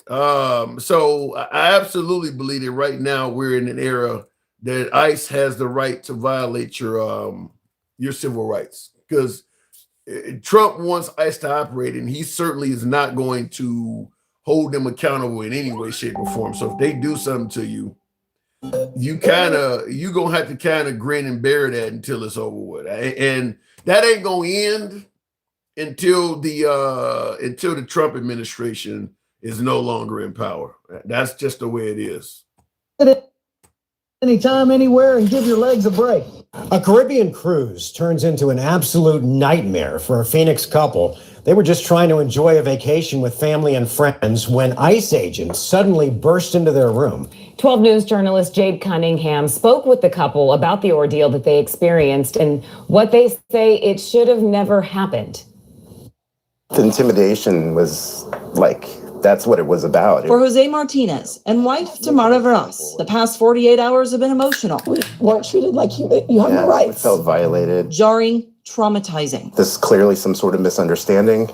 And, I was just in shock. It was the last day of a 9-day Carnival cruise with friends and family. We were both dead asleep. When they say ICE agents stormed into their room. Then we got this pounding of the door. Yeah, it burst open. 3 men came in with flashlights in their faces, yelling commands, ordering me out of bed, and put me against the wall and handcuffed me. They had called a female agent because they realized I wasn't dressed. And so she came in the room and she saw me filming and she jumped on top of me to try and get my phone. And I pushed her off once and she jumped again and snatched it from my hand. Martinez, who's a U.S. citizen and Coast Guard veteran, was taken from his wife and put in a holding cell in an unknown location off the boat. I mean, thankfully it was early, so I don't think a ton of people saw me, but, it was just... It was still humiliating. I mean, he doesn't have a criminal record. He's never been arrested. He's never had handcuffs on. Little was shared until finally. This was all based off of just my first and last name. They said that they thought this was someone who had warrants for drug trafficking. After almost 2 hours. They took my fingerprints to help verify my identity, took my photo. It was realized they had the wrong guy and brought Martinez back to the boat. No apology, no, we're so sorry for the mistaken identity. No, at one point I remember hearing one of the agents saying that they didn't feel good about the way everything happened and that they kind of knew beforehand that this was going to be a name mismatch, kind of mistaken identity. But they still proceeded to follow through. Yeah. Now as they reflect. I didn't necessarily think I wouldn't see him again, but it was just, I didn't know what he was going through. They're overcome with emotion. This is happening to people every day. And it's unfair. So there's no recourse for that. What they went through, obviously, that turned that cruise into probably one of the worst cruises they've ever had. I mean, there's no recourse for that. You can only assume this happening to tons of people. Now, briefly, before we go back to the next caller, you heard one thing she said is that she tried to pull out her phone and film it, and they in one of the ICE agents dived over the bed or whatever to get to her and take that phone from her. That's another civil rights violation that is happening quite commonly among ISIS. They're taking people's phones, smacking them out of their hand. If you're in public, you can film law enforcement. There's no reason now if you're obstructing them, you're all in their face with the phone or you're preventing them from doing their job, then that's a crime. That's obstructing of justice. But they shouldn't walk up to you if you're not involved in what they're doing. If you're only, standing in the corner, filming them from across the street or something like that, they're not supposed to walk up to you and start fucking with you. They're doing that. They are actually doing that. And they're knocking phone. There was an off-duty police officer in Minnesota that got pulled over by ICE. And they got aggressive with her, and she pulled out her phone, and the police chief is on TV talking about she pulled her phone out, and they took her phone out of her hand. They're not supposed to take your phones out of your hands. They're not supposed to do that. I don't know if we end up with a society of people wearing body cams or the Ray-Ban glasses that have cameras. I mean, but if you're in an area that is infiltrated with ICE, you probably need to keep some cameras on you. You probably need to keep some hidden ones on you, because they are taking people's cameras and devices from them. Recommendation would probably be some sort of app that you can quickly turn on your camera without them knowing. I think Cop Watch has an app where you can turn your camera on and the phone doesn't let the person know if they're being filmed, and it sends it to the cloud so that they cannot get on your phone and delete it. Another piece of advice is don't use, and this is one I need to tell myself, but do not use the fingerprint way of accessing your phone. A lot of phones, you can use your thumb or your whatever fingerprint you want to use, and it'll unlock your phone. They could force you to use that to get into your phone. So I would highly recommend not having that. Password or something like that. Best, turn your phone off, resets the phone so they can't use that. But whatever the case may be, they're not letting people freely use their phones, even folks that they're not interested in. If they're doing something across the street that's shady and you're feminine and they see you, they're going to come to you also. Like I said, they're actually violating people's civil rights. This is not just happening to illegal immigrants. This is happening to anybody in the vicinity. Celebrity Chase says, I also don't like that Trump ran on MAGA, Make America Great Again, and now he is executing MAGA, Make Israel Great Again. I don't care about Israel. Well, Trump also told the Iranian protesters that they hold on, he was talking about making Iran great again. Trump ran on an America First platform. I don't understand why he's all over the place internationally, other than he's trying to profit from it. He promised to focus on America First and turn Biden's upside down America around and make it more favorable to all of us. And since he's become president, most of the stuff he is doing is international. It's not here with us, with the exception of this ICE type stuff. But in terms of the economy and stuff like that, most of the stuff he is doing is international. That's what Marjorie Taylor Greene said was her problem with him, is that he promised to work here. Remember, we were going to stop spending money with the Ukraine and get out of overseas conflicts. How many overseas conflicts has he gotten in? He's bombed 8 countries. So he's doing the exact opposite, which is what Mike and Dan Cal brought up, that even though he's changing his platform, MAGA seems to follow it. That ain't what he campaigned on. In the comments, why even try Rotendo says I saw that. Joe Dirt says we are losing American rights and protections, and we saw that also. And I do agree when it comes to ICE. And last but not least, why even Tribe Rotendo says, Tim, did you ever watch WWF wrestling? Yes, before it is now called WWE. I remember everybody from the Iron Sheik and Macho Man Savage and what was the guy, the $1 Million Man, Ted DiBiase. Yeah, I go back with all that. They would use you're really going far back. He says, did you ever watch WWF wrestling? They would use a razor to cut a very light spot on their head to cause a lot of bleeding with little injury.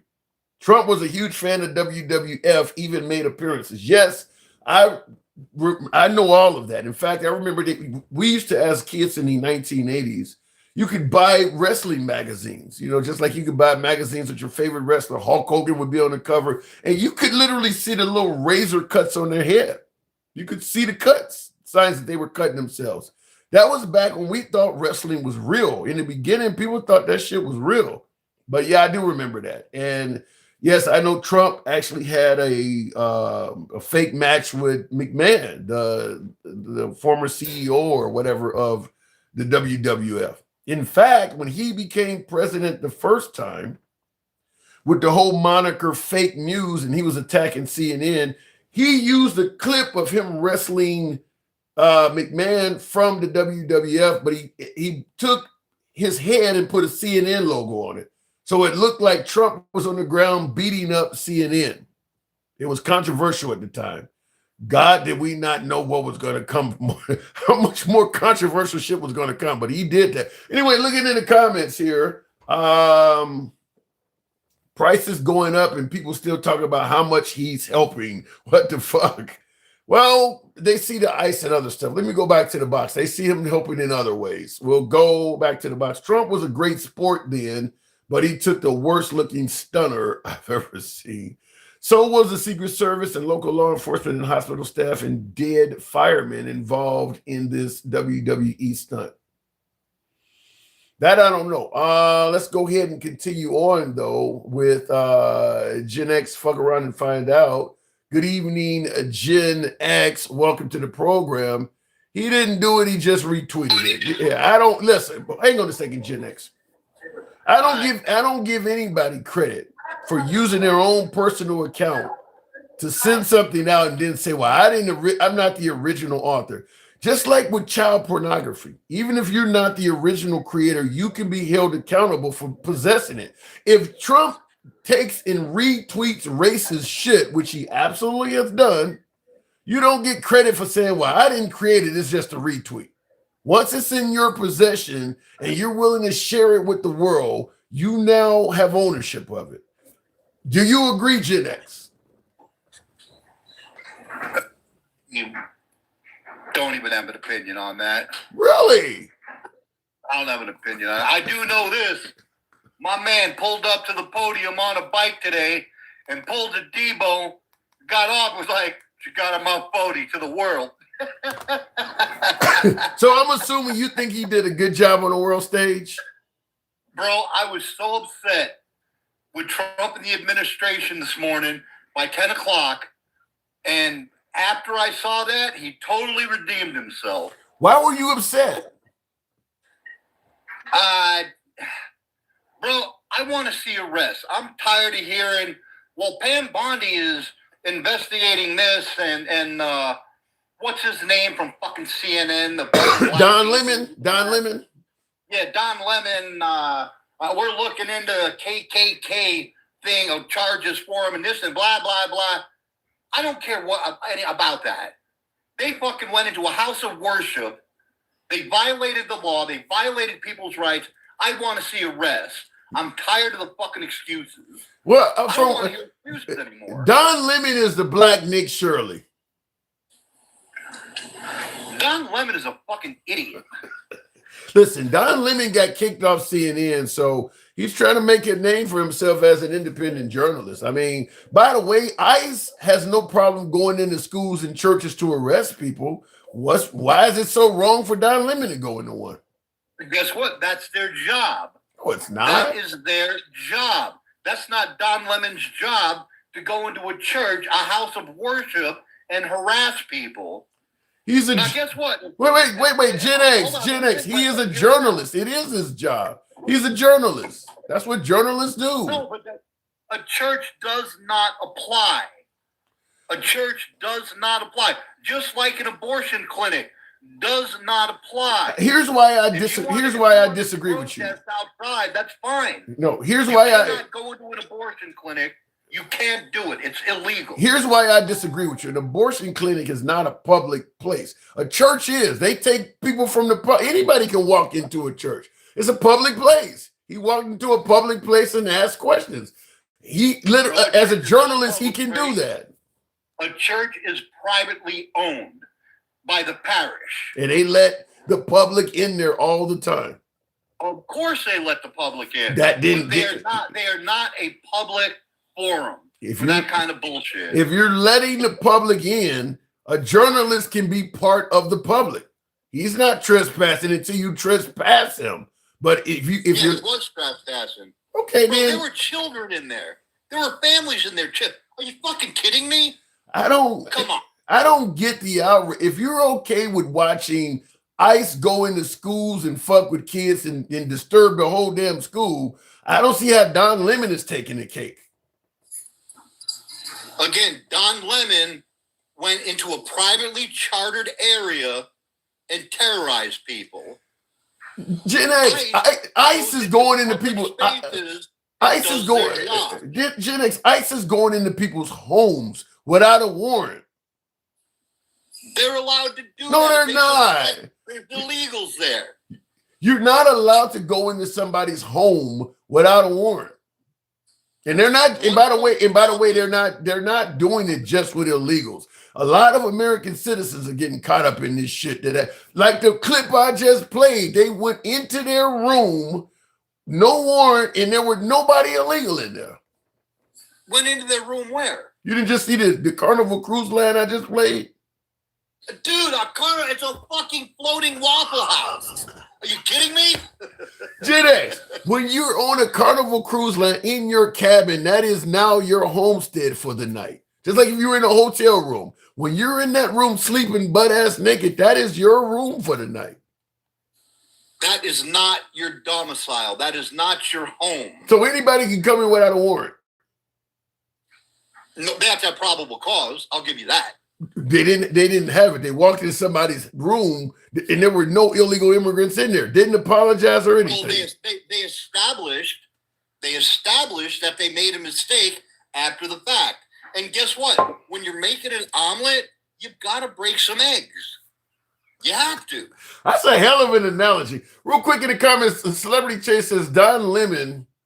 What does he says? Don Lemon head's gonna get himself in trouble. You know, there is a phrase called good trouble. Listen, Don Lemon, for the amount of money he is making, just like Nick Shirley, whatever trouble he gets himself in, it's worth it. I mean, what Don Lemon did at the very worst is trespassing. What is the fine for trespassing in the church? $1,000? Think about how much money he made on social media and on television for doing that. It's worth it. Here's the difference. Don Lemon doesn't want to be trespassed or fined. He wants to go to prison. He wants to be around Bubba. Oh, He's a fucking ass pirate. There's nothing he'd like more than to be around a bunch of soaked up Greek men in a big shower. Gen X, he's married. He's a married man. Like to another dude. Okay, that don't mean he wants every dude. He's an ass pirate. Okay, but he is married to someone. He has his own marriage guidance. If he's an ass pirate, he's married. He has his own personal ass pirate. That don't mean he wants everybody. He's yo-ho-ho in a bottle of rum, man. Fuck Don Lemon. Do you have Don Lemon derangement syndrome? I have fucking DLDS, yeah. DLDS. So, do we need NATO? That's what the topic is actually about. Do we actually need NATO? Are they irrelevant, as Trump says? Absolutely not. We don't need fucking NATO. They need us. So why did we invoke Article 5 after September 11th? Within 24 hours of Al-Qaeda striking a World Trade Center, we asked NATO for help within 24 hours. If we don't need NATO, why do we do that? Did the USA invoke Article 5 after 9/11? Yes, and we're the only country that's ever done it.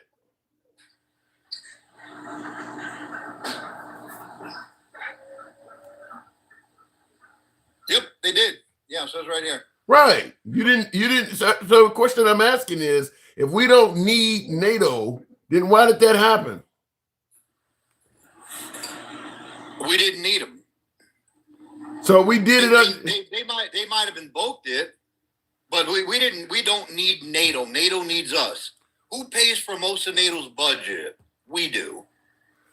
Actually, it's because America, unlike most NATO member nations, is constantly at war. Canada don't need to spend the same money on defense as NATO does because we're not always around bombing people and getting in trouble. We don't have boats. They don't have boats in the Persian Gulf and shit. America needs to spend more money on defense than all the other NATO member nations. Let me ask you this, Tim. How many of our military actions has NATO been a part of? Afghanistan, the Gulf War, the big ones. The big ones. Freedom. Yeah, the big ones. What other ones? Well, the Afghan and Iraq war alone, that's representing 20 plus fucking years. Just those two alone is 20. Fair enough. Fair enough. That's a lot. That's a lot considering we're claiming that we don't need them, that we kept them at war for 20 years. Countries we don't need fought on our behalf for 20 years. The bottom line is we don't need NATO. NATO needs us.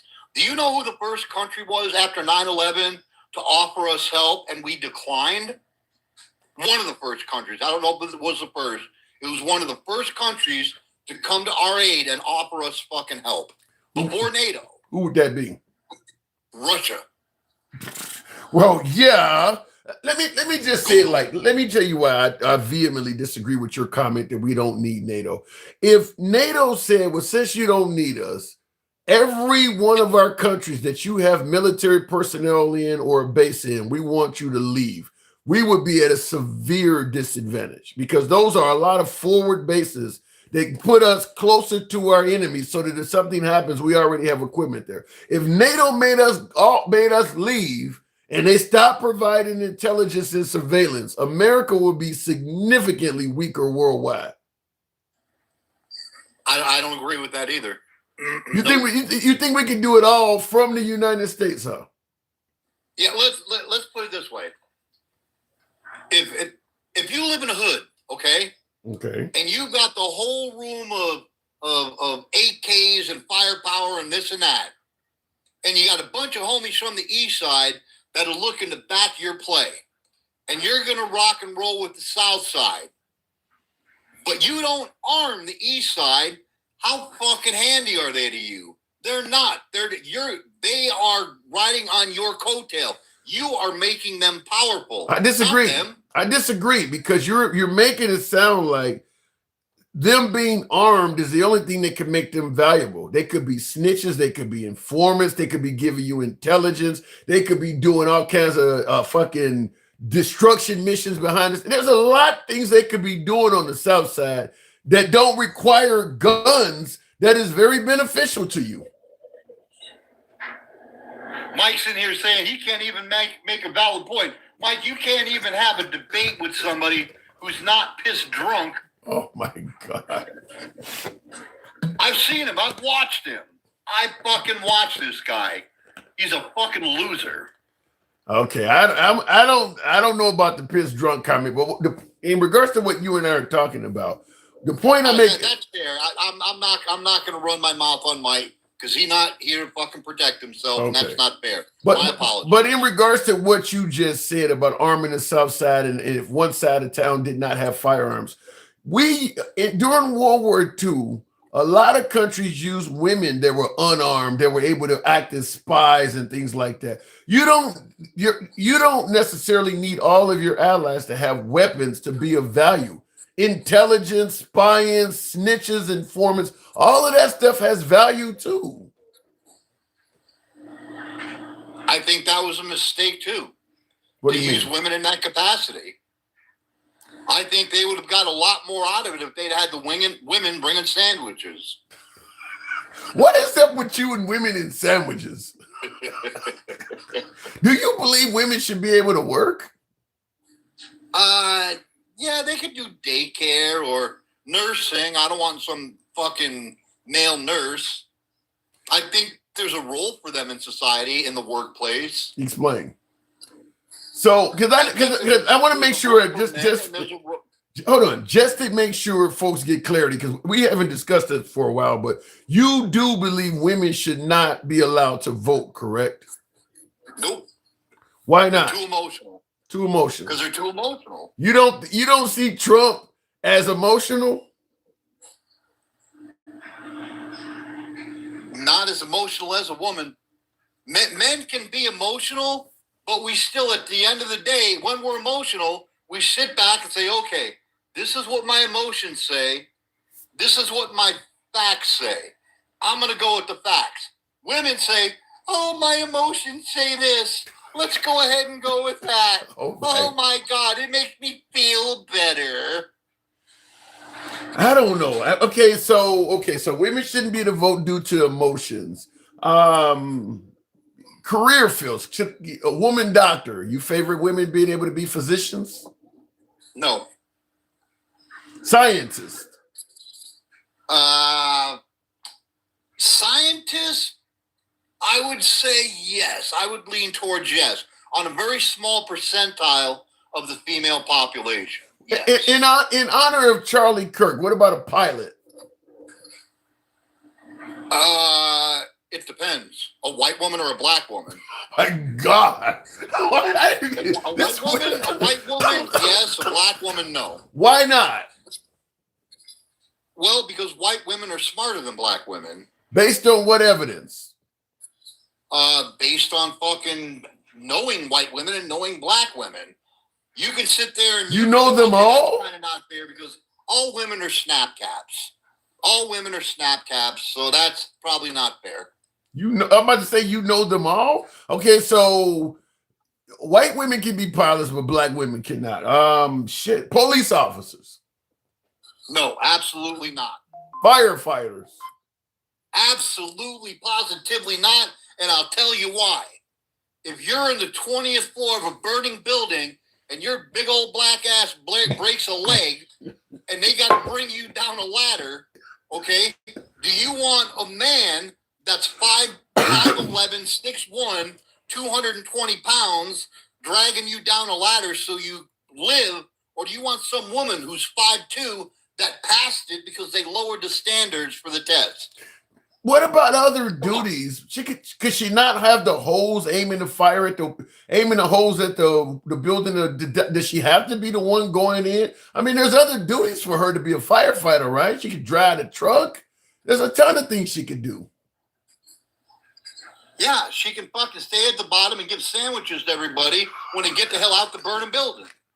Do you believe in a hierarchy of men above women? Yes, sir. Where'd you get? Is this something you grew up and was taught? Where did you develop this? No, this is something I grew up in and realized after the age of probably 23, 25. Women and men are built differently. It's simple genetics. Physically, they are. I mean, obviously, men are physically stronger and bigger than women, but brain power, many would suggest women are often smarter than men. They certainly are getting college educations at a higher rate than men are. Let me ask you this, Tim. If you're on the 30th floor again of a burning building, your leg is broken, and a little 130-pound skinny chick hops through the window, and a fucking 6'3" kind of muscular dude hops through the window, and they tell you, hey, one of us is going to carry you down that ladder to safety. Who are you choosing? Now, you raise an interesting point. Obviously, I'm gonna pick the 6'3" guy, but here, based on if you're going by physics, based on what you are suggesting, Gen X, then you would disqualify smaller men from the fire department as well. I mean, because a 5'5" guy ain't gonna drag me out of there either.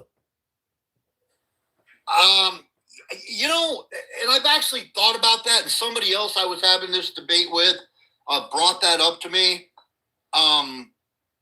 If you have two human beings, one woman that's 5'7" and one man that's 5'7", both have the same weight, the man still has a more solid. He's not dragging me out of it. I get that he's going to be stronger than a woman. He's stronger, but he's not. He may not be able to drag right out of there safely. But guess what? He's got a better chance than the woman does. Yeah, but Serena Williams or Queen Latifah has a better chance than both of them two. So why is she disqualified? Queen Latifah can throw me over her shoulder. I'll be pinching her ass all the way down the ladder. So then you would be okay with bigger, stronger women being firefighters. No, I don't think we can lower that standard. I think it has to be a standard set across the board with no exceptions. What if the woman can demonstrate she's capable of doing the job physically? Would you at least give her the job if she could demonstrate she could carry the hose, she could throw a 6-foot man over her back or drag him out? Would you then give her the job? If the woman can pass the physical the physical attributes of the man, or not the physical attributes, that's the of the job. If she can do the job. If she can do the same shit physically that a man can do, same height, same weight, then yes. Okay. That is very rare, though. You're talking, there wouldn't be a lot of women that can do that. But if they could, then I would be okay with an exception. Well, that may apply when it comes to dragging somebody out of a burning building. But you just said women shouldn't be able to be a physician, and they absolutely can do that job. And you denied them being doctors. Why is that? Because they're too bossy. Because they operate on feelings. We don't want you to take this. We want you to do that. We want you to quit smoking. But motherfucker, I don't want to quit smoking. A male doctor would be like, all right, we'll cut it down.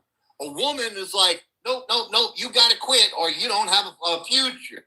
Yeah, no, they're too bossy. Fuck them. So you don't want a doctor that gives you solid medical advice. You want them to let you be you and do whatever the hell you want.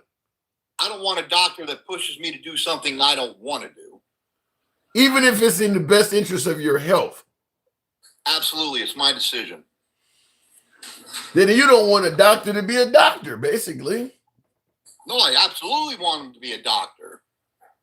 Then I see the comments. Richie says you're watching firefighter porn. I've never heard of that. Real quick in the comments, Big Bo C.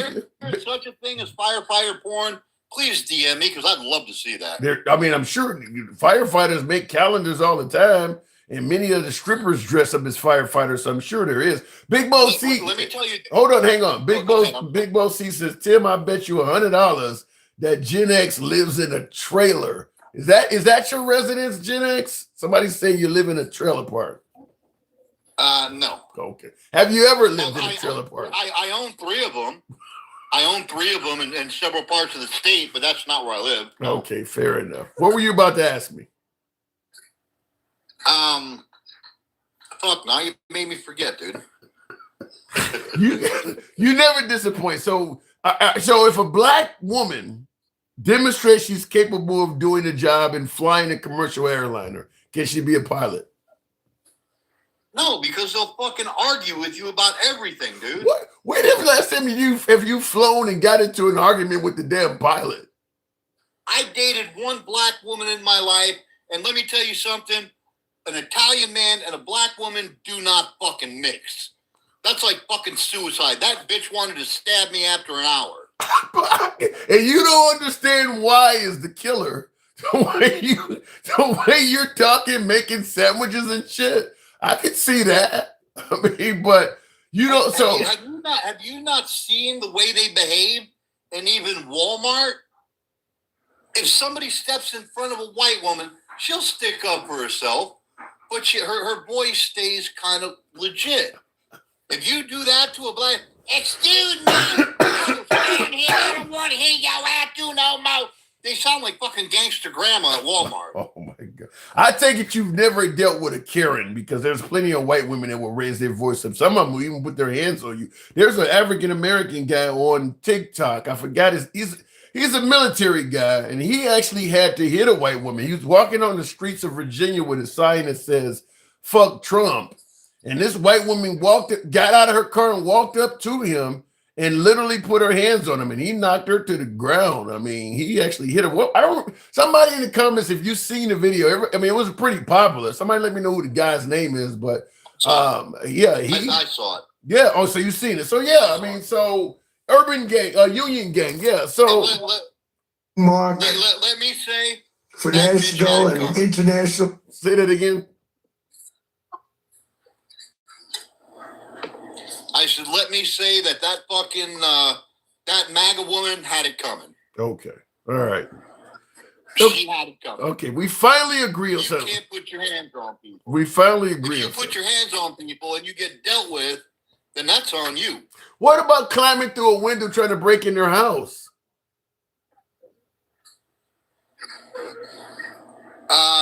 No, I don't. I wouldn't shoot somebody climbing through my window unless I knew they were armed. You found a way out of it. You knew where I was headed with that shit. I don't believe you, but you knew where I was headed. All day, brother. I know you too well. I gotta go. Shout out to the late Ashley Babbitt. I gotta go, Gen X. Thanks for coming through. All right, brother. Have a good All night. right, fair enough. Next time you get on an airline, hopefully LaQuisha's in the co-pilot seat. Anyway, looking in the comments, he lives in Montana. Somebody's putting his state up there. Yeah, he did know what to say. Creep bets. He knew what to say. He knew where I was going with that. Definitely kisses a framed photo of Trump every night next to his waterbed. Oh, waterbed. God damn. Who has do they still make those? Do they still make waterbeds? That's some 1970s shit. Motherfuckers weigh like 1,000 pounds. You can't even have one upstairs because it might fall through the floor. Do they still make waterbeds? Anyway, he has a roommate at this age, says Kareem the Dream. Anyhow, folks, it's been a hell of a ride with you guys tonight. You know, we don't block, ban, or censor. So if you're watching us on Instagram, TikTok, or Facebook, give us a follow. You're watching us on YouTube, certainly subscribe to the program. We're here most weeknights, generally a bit earlier. I got on a little bit late. If you have a hose in a bed, you got a water bed. Huh? If you have a hose in a bed. I've slept on water beds, but it's been in the 90s. Like, man, I ain't even seen a water bed in a very long time. Water bed, wow. Yeah, do they still make them? I got one of them Sleep Numbers, which is really nice. In fact, the Sleep Number bed has an air mattress surrounded by a regular mattress. So I like it because they don't end up sinking and shit. But I never had a water bed. Never had that. So somebody says, yeah, Will Strout, you said, yeah, they do make water beds still. They probably almost kind of like a specialty item where there's only a few places you can get them. I can't imagine there being a bunch of those out there anymore. Like I said, I haven't seen one of those in 30 years or more. Somebody with a water bed. Anyhow, appreciate you guys tuning in. It is your boy Tim, the handsome liberal. I got to get up in the morning and go to work just like the rest of you folks do. I always appreciate you tuning in for uncensored programming where we respect all political opinions. You're always welcome back. Our opinions go left to Bernie Sanders too. I'm having dinner with Q, but I do got to step away. So thank you folks for tuning in. I will see you tomorrow. Take care. And the same on YouTube. I'll catch you guys tomorrow. I don't know. That's the TikTok giving me some sort of thank you, but I got to go take my ass to bed, get a few hours of sleep. Catch you later.